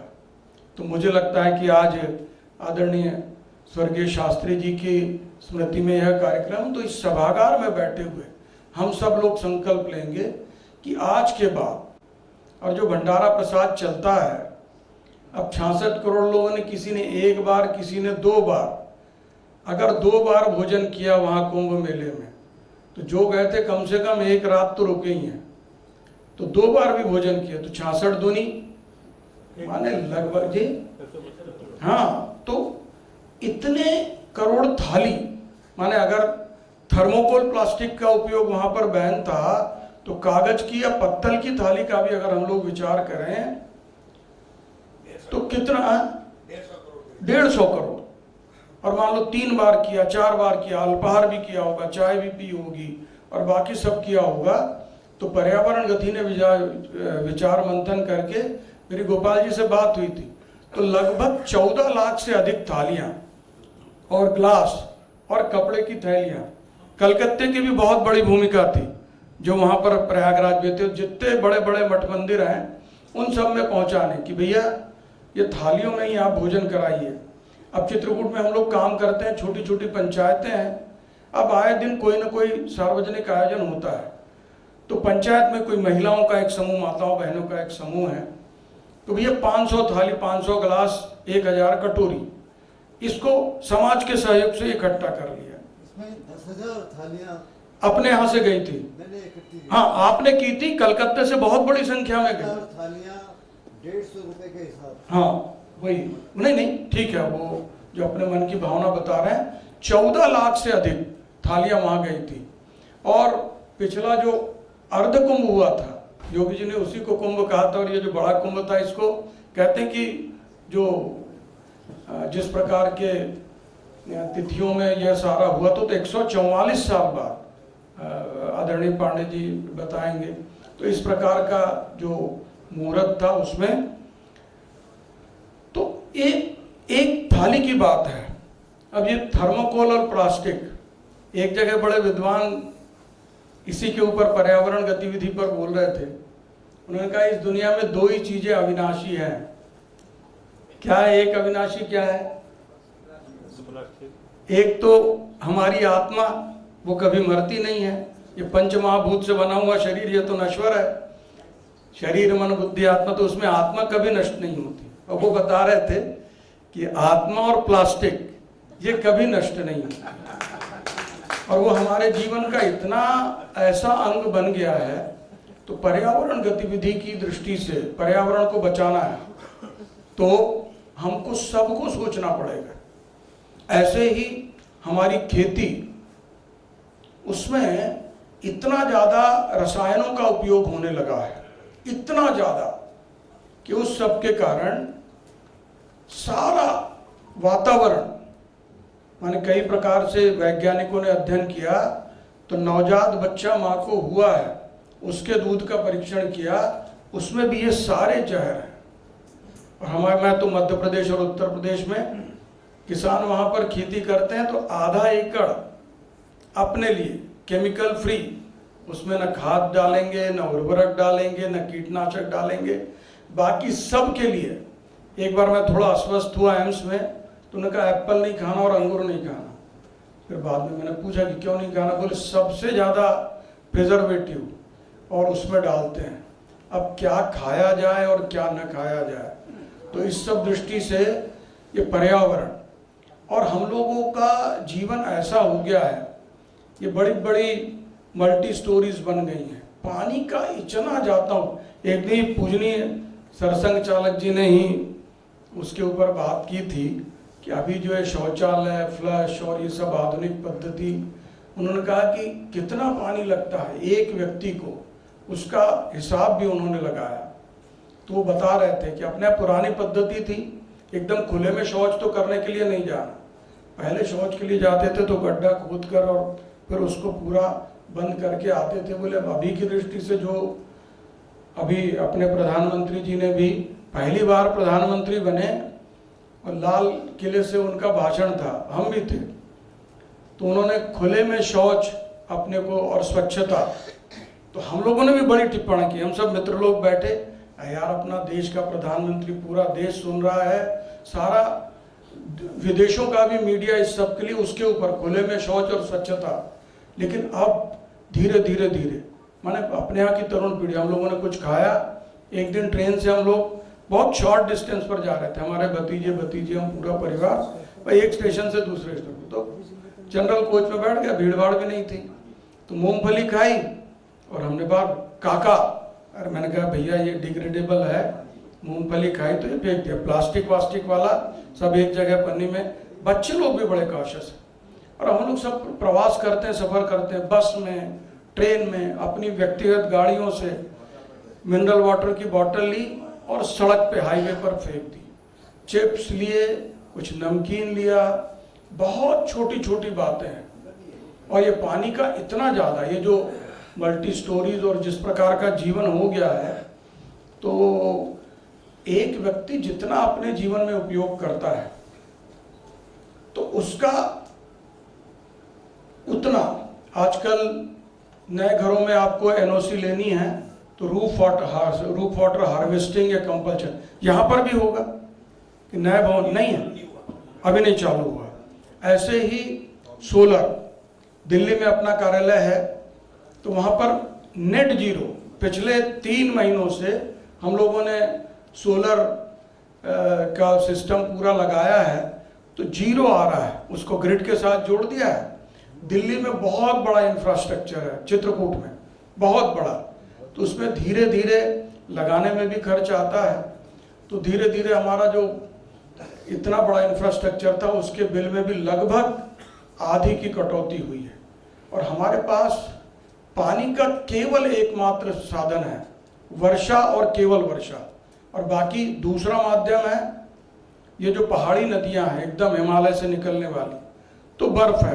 अभी हम सब लोग पर्यावरण, जलवायु परिवर्तन के कारण ग्लेशियर्स भी पिघल रहे हैं, वैज्ञानिक भी बहुत ज़्यादा उस सब को लेकर के चिंतित हैं। और अब यह आधुनिक पद्धति में माने वर्षा का जल और भूमिगत जल boring 50 feet, 100 feet, 150 feet, 200 feet, 500 feet. नाना जी इस विषय में बताते थे कि वर्षा जल का मिलन भूमिगत जल से होना ही चाहिए। आदरणीय अन्ना हजारे जी जब आर्मी से रिटायर हुए और सामाजिक काम करने की उनकी इच्छा थी तो श्रद्धेय नाना जी के पास आए और उन्होंने कहा कि गांव में मुझे काम करना है। तो एक कई सारे सूत्र दिए थे, तो अन्ना हजारे जी कहते हैं कि एक सूत्र दिया था कि बोले हमारे गांव में जो रालेगण सिद्धि है, नगर जिला है, पुराना नाम उसका अहमदनगर था, अब उसका नाम हो गया है अहिल्याबाई होलकर जिला केंद्र का नाम। ये उनकी 300वीं जयंती है, पुण्य श्लोक अहिल्याबाई होलकर की। कई सारे कार्यक्रम चल रहे हैं और कितना बड़ा काम किया। तो वो कहते थे कि दौड़ते पानी को चलता करना है और चलते पानी को रेंगता हुआ करना है और रेंगते पानी को रोक करके। चित्रकूट में ऐसा ही वो वहाँ पर ट्राइबल बेल्ट था, बिल्कुल पानी के साथ घर के 1 या 2 सदस्य 5 किलोमीटर 10 किलोमीटर से पानी लेकर के आ रहे हैं। तो वाटरशेड का पूरा साइंटिफिक पहाड़ी क्षेत्र है, रिच टू वैली, पूरा ट्रीटमेंट करके बिल्कुल पहाड़ से वो कंटूर ट्रेंच बनाए, पर्कोलेशन टैंक्स बनाए, लूज बोल्डर स्ट्रक्चर्स बनाए, और अब लगभग 22-23 साल हो गया जहाँ पर बिल्कुल। और एक बार जब नाना जी थे तो हम लोगों ने सर्वे किया, जब वाटरशेड का काम पूरा हुआ 2000 में, तो 2001-2 की मई-जून में हम गए। पहले तो बिल्कुल पानी, मार्च-अप्रैल के बाद पानी खत्म, 2 बाल्टी पानी निकाल करके रहे, मग्गे से ले करके भर के, और फिर 2 घंटे 3 घंटे में फिर 2 बाल्टी पानी आएगा।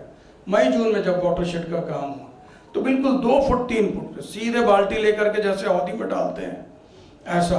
अब उसको 20-25 वर्ष हो गए और उसको अब फिर से उसका थोड़ा सा सर्वाइवल करने की दृष्टि से, तो ये पर्यावरण की दृष्टि से, तो ये सब लोगों की चिंता। आजकल जो क्लाइमेट चेंज हो रहा है, अभी भाई साहब से ही बात चल रही थी, इस बार गर्मी पड़ी ही नहीं है।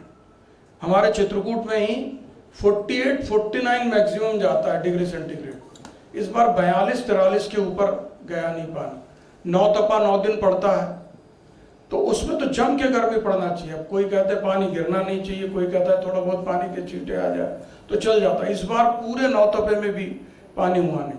पिछली बार ठंडी भी नहीं पड़ी।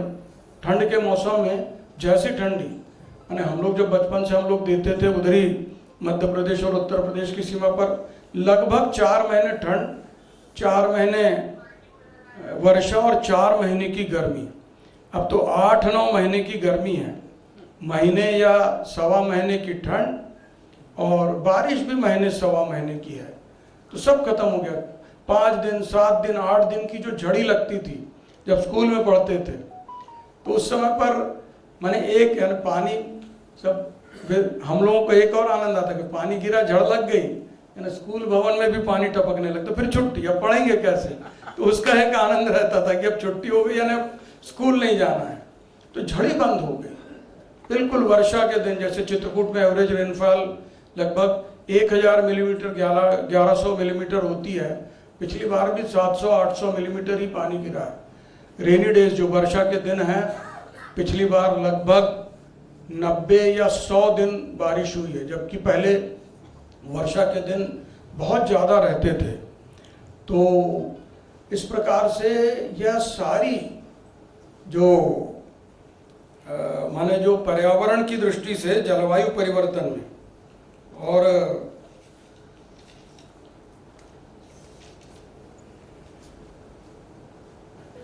माने उस सब के लिए जिम्मेदार बहुत ज़्यादा एसी और बिजली, 1 यूनिट बिजली बनाने के लिए सबसे ज़्यादा अपने यहाँ पर हाइड्रल पावर का ही उपयोग होता है, और फिर बाकी थर्मल पावर।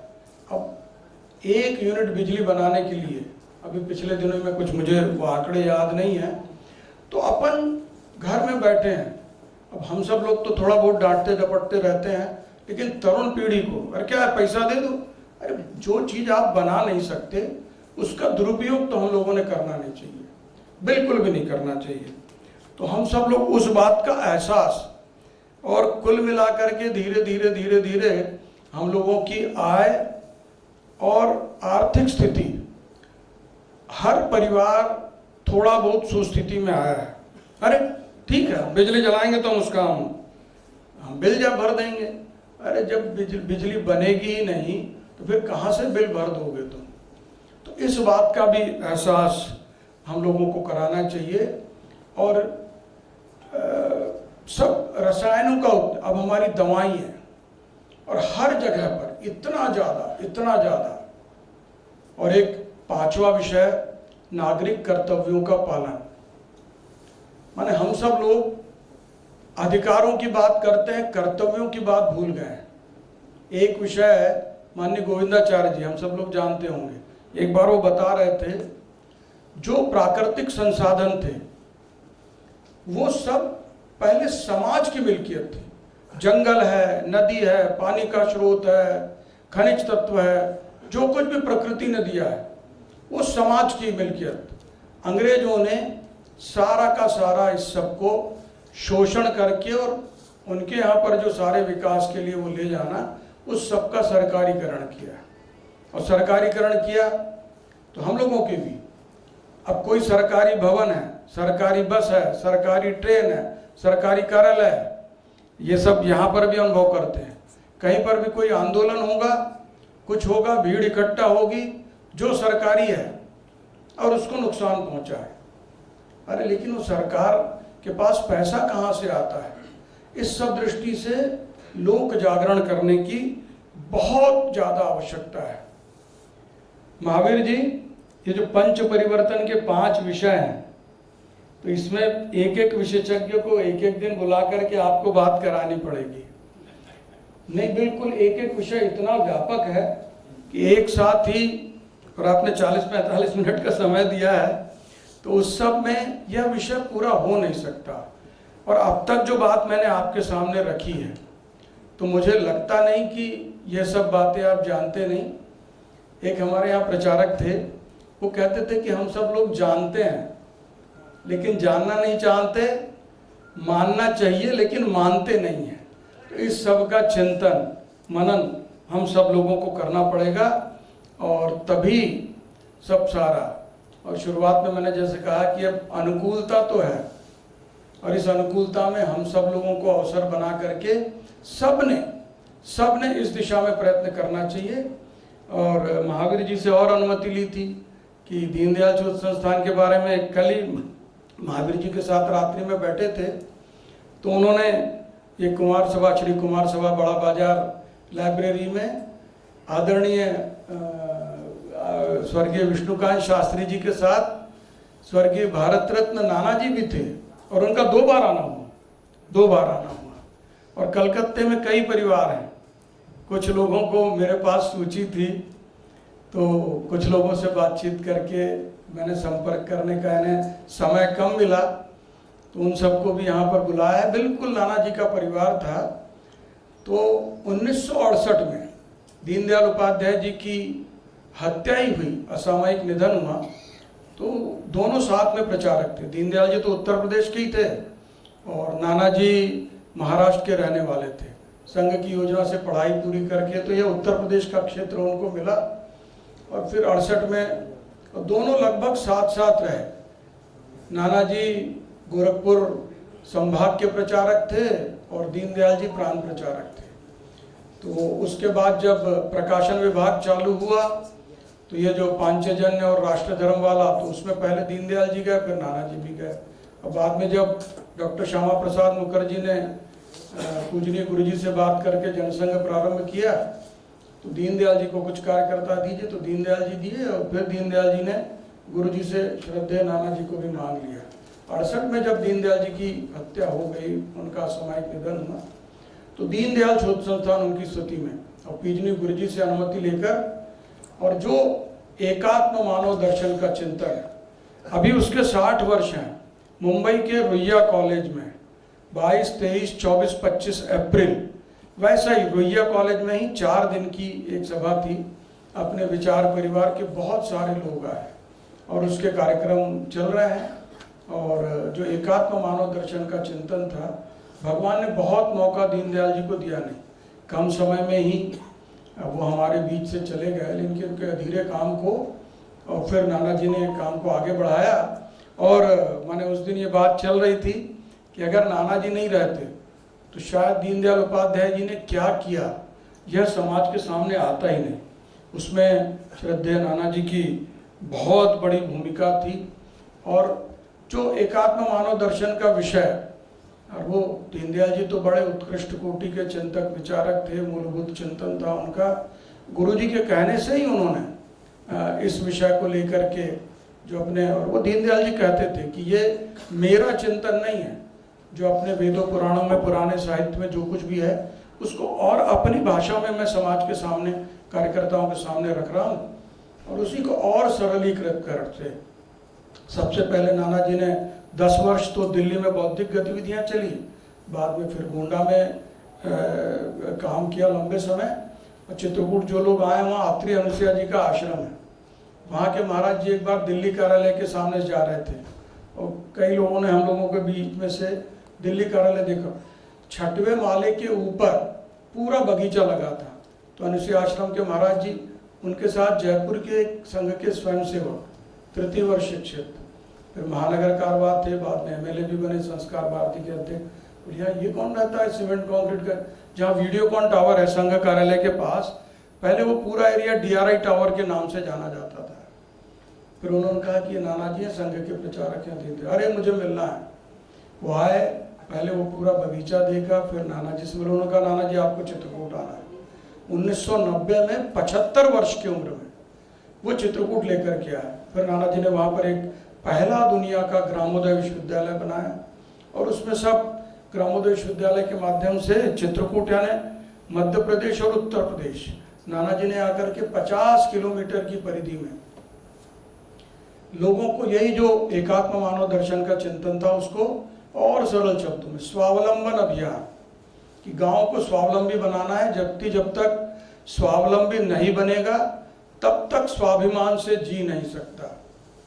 तो स्वाभिमान से जीने के लिए स्वावलंबन, उसमें 5 प्रमुख बातें बताई थी। तो सब गांव में सर्वे हुआ और सर्वे के आधार पर वहाँ काम चालू हुआ कि गांव में कोई गरीब नहीं रहना चाहिए, गांव में कोई बेकार नहीं रहना चाहिए, गांव में कोई अस्वस्थ नहीं रहना चाहिए, गांव में कोई अशिक्षित नहीं रहना चाहिए और विवाद मुक्त गांव होंगे। और इसमें ग्राम विकास समिति, तरुणोदय मंडल, महिला मंडल, भजन मंडलियों के माध्यम से ये सारा काम चलेगा। और नाना जी का एक विषय हम सब कार्यकर्ताओं के साथ बैठकर कहते थे, जनता की पहल, सहभागिता और पुरुषार्थ, तो जो काम होता है वो टिकाऊ होता है और बाहर से कोई संसाधन नहीं आएंगे। जो उपलब्ध संसाधन है उन गाँव में, उस आधार पर तो लगभग 12-15 वर्ष, वो जो एक मैं विषय बता रहा था, स्वावलंबन अभियान मध्य प्रदेश वाले क्षेत्र में 26 जनवरी 2002 को हुआ। उस समय उत्तर प्रदेश में राज्य विधानसभा के चुनाव थे। 14 अप्रैल को आदरणीय विष्णुकांत शास्त्री जी राज्यपाल थे उत्तर प्रदेश के, रतन टाटा, आदरणीय शास्त्री जी और नाना जी की उपस्थिति में उत्तर प्रदेश वाले बेल्ट में एक लोढ़वारा गांव है करवी जिले के पास, और वहां पर फिर स्वावलंबन अभियान की शुरुआत हुई और आदरणीय शास्त्री जी उसमें अतिथि थे और इनका उद्बोधन है। बहुत बड़ी संख्या में लोग थे। तो स्वावलंबन का काम चल रहा है। स्वावलंबी होंगे तभी स्वाभिमान से जिएंगे।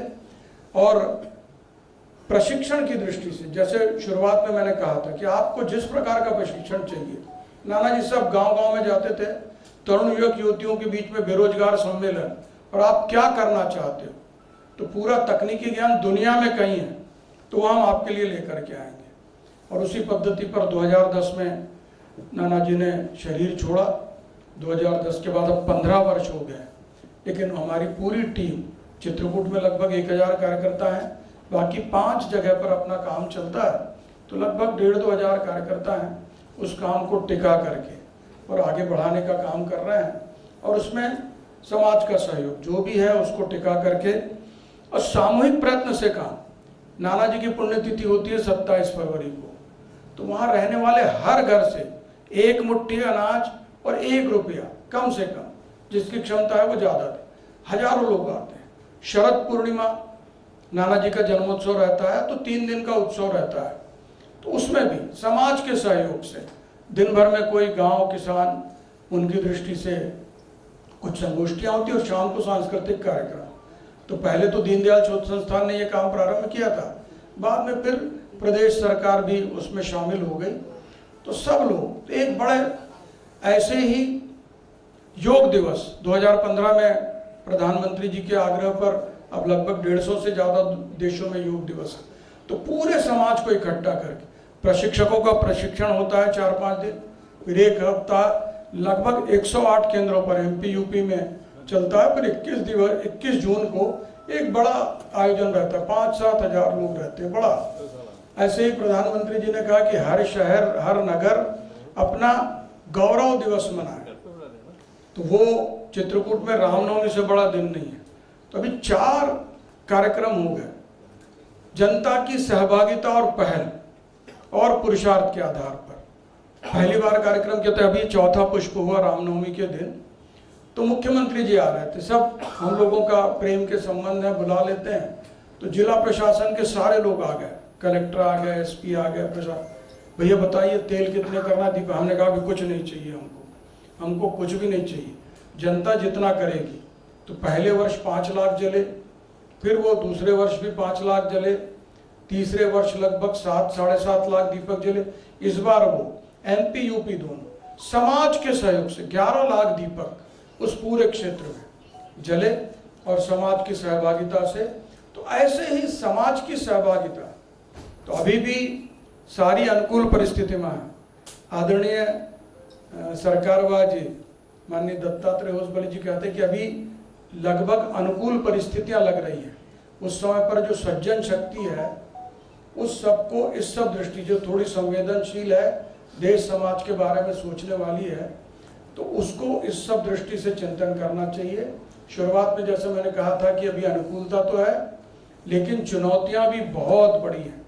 जो करने वाला है उसको ही करना है। कई बार हमारे मन में इस प्रकार की बात आती है, तो सब करना ही है। एक विषय मैं बार बार कहता हूँ कि रामलला लगभग 500 वर्ष जन्म स्थान से बाहर रहे। माता कैकेयी ने उनको 14 वर्ष का वनवास दिया था, लेकिन हम सब लोगों के रहते और हमारे पूर्वजों के 500 वर्ष रामलला अपने जन्म स्थान से दूर रहे। लेकिन राम जी की इच्छा से एक झटके में सारे विघ्न बाधाएं दूर हुई और रामलला बैठे हैं। जैसे शुरुआत में कहा था, धारा 370 भी समाप्त हुई है। तो सब हम लोग कृत संकल्पित होकर अपनी पूरी शक्ति प्राणपण से हम करेंगे और अपने आसपास के सब लोगों को भी इस काम में लगाएंगे। तो मुझे लगता है कि जो स्वप्न पूजनीय डॉक्टर हेडगेवार जी ने देखा था और हम लोग भी चाहते हैं कि फिर से भारत विश्व गुरु बने और तलवार और ढाल के बल पर ऐसा नहीं होगा, तो वो हम लोग जीते जी देख सकेंगे। और आप सब लोगों ने मुझे बुलाया, मैं चिंतक विचारक तो हूँ ही नहीं, बस काम करने वाला। आप सबको चित्रकूट आने का निमंत्रण है, न्योता है। आप सब आएंगे तो आप सब चिंतक विचारक अनुभवी लोग हैं, तो आपके अनुभवों का भी लाभ हम लोग उठाएंगे। और वहाँ कोई अच्छा काम चल रहा है तो उस सब का अनुसरण भी यहाँ हो सकता है। इतना ही निवेदन है। भारत माता की। अभय जी ने बहुत सरल भाषा में पंच परिवर्तन की और फिर दीनदयाल शोध संस्थान की बात रखी। मुझे बैठे बैठे शिवम अंबर आ रहे थे याद का हर उड़ान आकाश नापने की असफल गाथा है। हर उड़ान आकाश नापने की असफल गाथा है। मंदिर में प्रवेश की पहली शर्त झुका माथा है। ये पंच परिवर्तन अगर हमको लाना है तो हमको अपने स्वयं से आरंभ करना होगा। हिंदू संस्कृति पर गर्व बोध करना होगा और अपने जीवन में उसको उतारना होगा। तब जाकर के हम इस पंच परिवर्तन के माध्यम से भारत को आगे बढ़ते हुए देख सकेंगे और विश्व में हम जगत गुरु कहलाने लायक फिर स्थापित हो सकेंगे। इसी भावना के साथ में अध्यक्षीय वक्ता के लिए सादर आमंत्रित करता हूँ श्री शिशिर कुमार जी बाजोरिया को। श्री शिशिर कुमार जी बाजोरिया। अभय महाजन जी हमारे बहुत ही करीब, हमारे बहुत ही तो बखान भाषण इसी में दे दूंगा। माननीय तुलशान जी, महावीर बजाज जी, डॉक्टर तारा दुगड़ जी, शर्मा जी, कोषाध्यक्ष जी सामने बैठे, बट अर्थ मंत्री को छोड़ के तो कोई संगठन चल नहीं सकता, अरुण मलावत जी, नमस्कार। आचार्य विष्णुकांत शास्त्री स्मृति व्याख्यान मैं आप सबको केवल एक मेरे संग जो घटा, मैं कभी विष्णुकांत जी के सामने नहीं आया। जब विष्णुकांत जी यहाँ थे और जब फिर उसके बाद यूपी में राज्यपाल बने, मैं उन दिनों इस विचारधारा से नहीं था, मैं दूसरे एक पार्टी में था। उस दिन का एक घटना बोलता हूँ, उससे आपको पता चलेगा, और ये सब शायद आप लोगों को नहीं पता है कि विष्णुकांत जी का व्यक्तित्व क्या था। मैं बैठा था उस वक्त के हमारे मुख्यमंत्री श्री बुद्धदेव भट्टाचार्य, स्वर्गीय बुद्धदेव भट्टाचार्य जी के संग बात हो रहा था। दो व्यक्तियों, महान व्यक्तित्व पे बात हुआ। आप दोनों का नाम सुन के आश्चर्य होगा। एक तो शास्त्री जी और एक जुगल जथलिया जी। और ये बात होते होते कम से कम 3, 4, 5 बार बुद्धदेव बाबू ने मास्टर मोशाय बोला, जब भी वो शास्त्री जी के बारे में बोलते। मैं उनको बोला, बुद्धदा उन्हीं की आपना की सत्य पढ़िए छिलेन मास्टर मोशाय बोलছেন? तो बोले ना ना ना ना कोनोदिन पढ़ानনি तो। তাহলে अरे भाई सबाई मास्टर मोशाय उन्हीं। ये शास्त्री जी इस जगह में रखे जाते थे, कहाँ एक सीपीएम के नेता के द्वारा।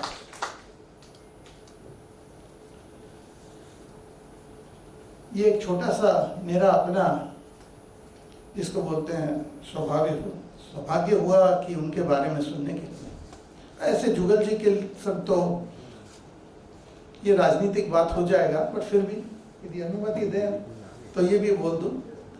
एक बार उत्तर कलकत्ता चुनाव के पहले एक सामाजिक बैठक था, जिस सामाजिक बैठक ऐसा था, मगर 4 राजनीतिक दलों से 4 लोगों को बुलाया गया था, मगर पर्दे के पीछे लिखा था सामाजिक।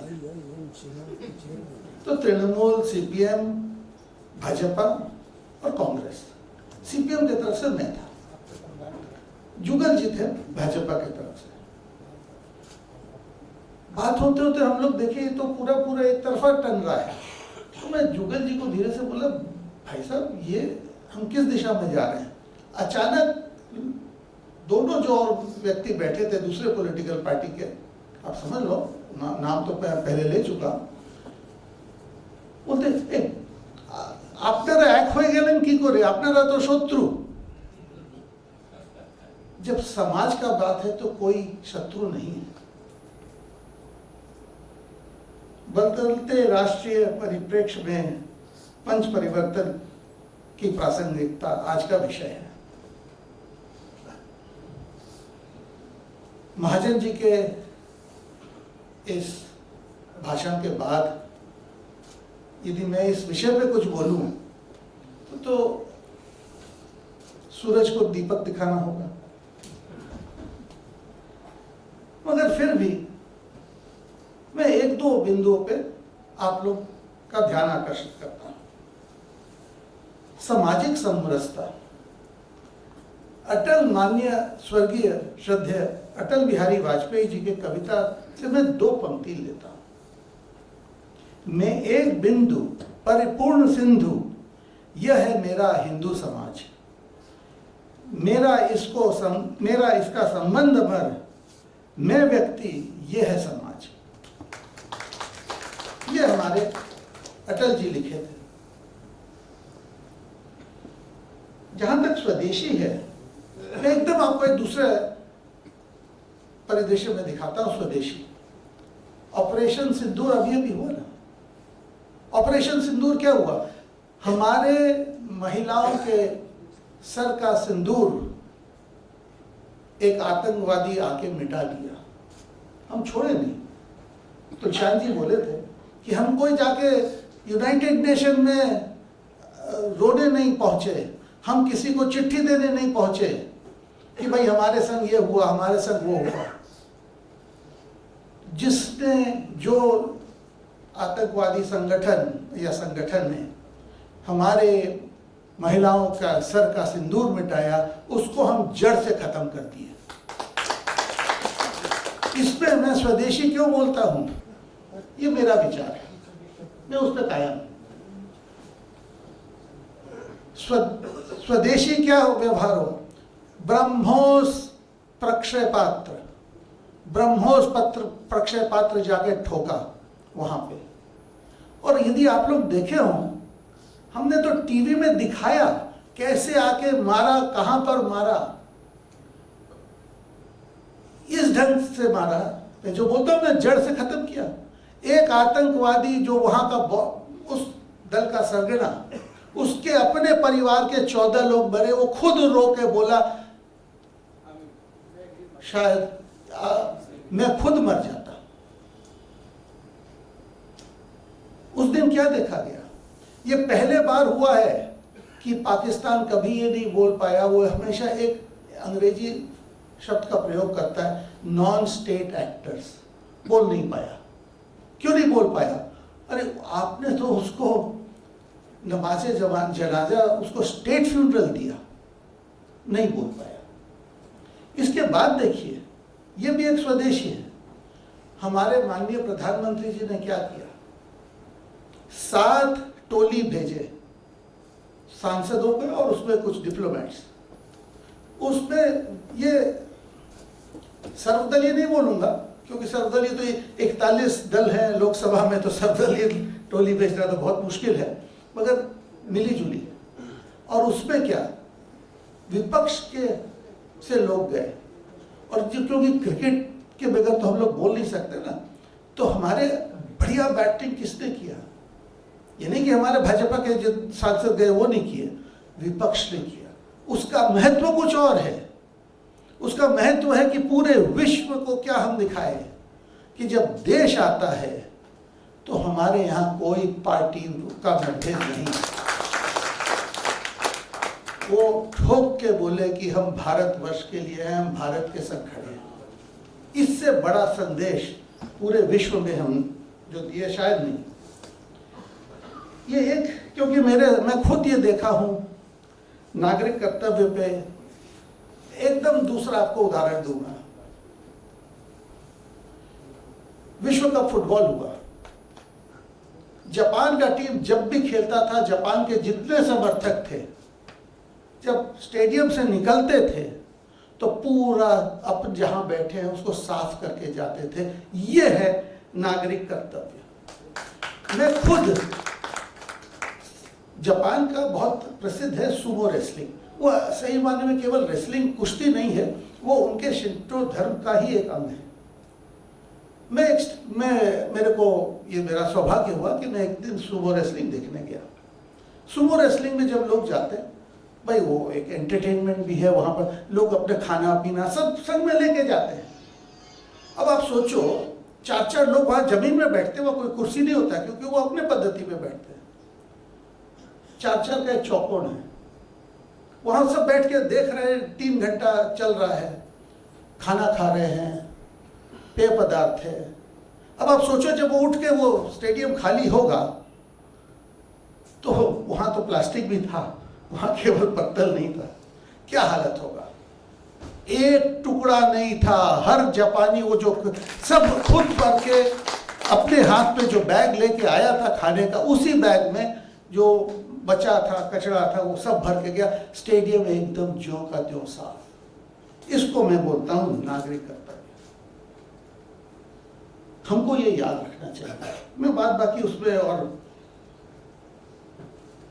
जहां तक मैं आता हूं स्वदेशी पे, क्योंकि अभी हम रोज उठते हैं तो एक बड़े नेता हैं, इस विश्व के नेता, इस पे टैरिफ लगा देंगे, उस पे टैरिफ लगा देंगे। आप समझ रहे हैं मैं किसकी बात कर रहा हूं? मैं चाचा ट्रंप की बात कर रहा हूं।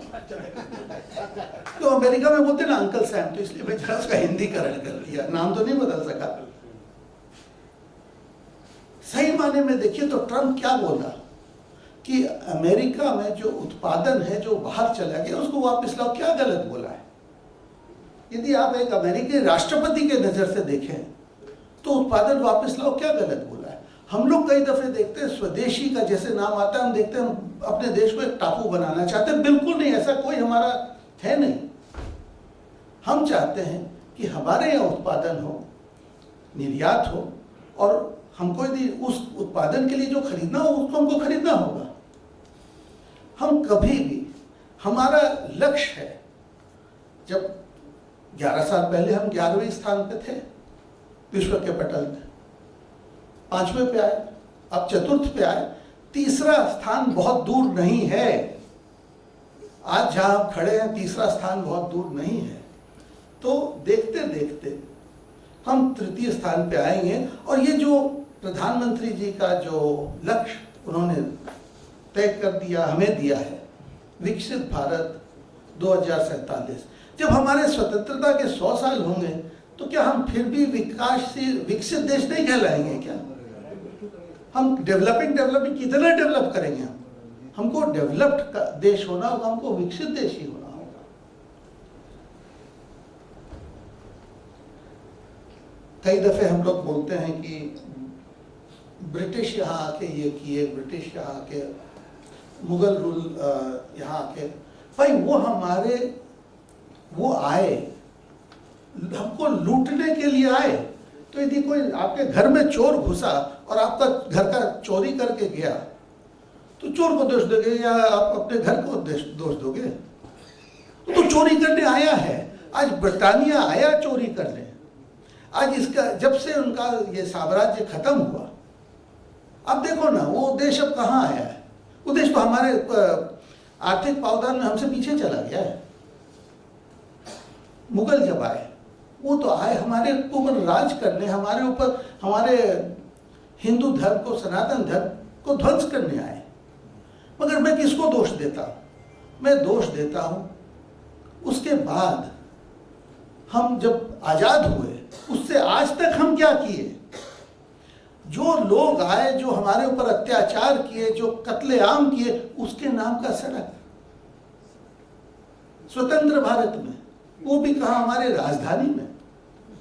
ये कैसे हो सकता है? हम जो इतिहास पढ़ाते हैं, मैं जो अपने स्कूल में इतिहास पढ़ा, स्वतंत्र भारत के बारे में तो कुछ ही नहीं पढ़ा, कुछ नहीं पढ़ा। हम तो वही अंग्रेजी इतिहास पढ़ते आए। अब आप किसी को भी पूछ लीजिए कि जो ग्रह है, 9 ग्रह सौर प्रणाली में, उसका आविष्कार किसने किया, हर बच्चा आपको बोल देगा 1781 में विलियम हर्शल ने किया। वही है, हमको तो वही पढ़ाया गया। हम तो भूल गए। ब्रह्मा मुरारी त्रिपुरांतकारी, ये हम कब से ये बोलते आ रहे हैं। 9 ग्रह तो वहां है, हम भूल गए कि हमारे शास्त्रों में 9 ग्रह लिखा है और हम हर्षल जी को याद करते हैं। यदि विदेशी याद करें तो करो ना भाई, मैं उसकी गलती थोड़ी ना बोल रहा हूँ। हम क्यों उसको हर्षल को याद करेंगे? मेरे पास आज इतना ही बोलना है। देखिए, इस देश को जब हमारे 100 साल होंगे आजादी के, ये विकसित भारत बन के ही रहेगा और इसमें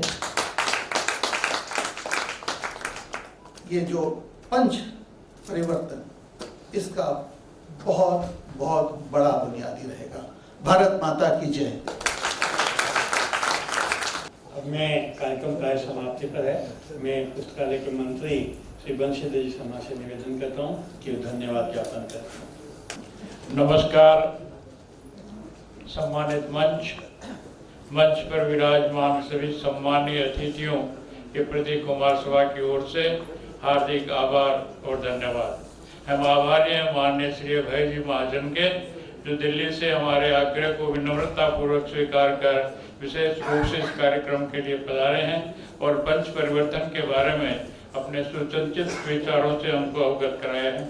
हम आभारी हैं सुप्रसिद्ध उद्योगपति व समाज सेवी श्री शिशिर जी बाजोरिया के, जो आज के कार्यक्रम में अध्यक्ष पद को स्वीकार कर हमारा उत्साहवर्धन किया है।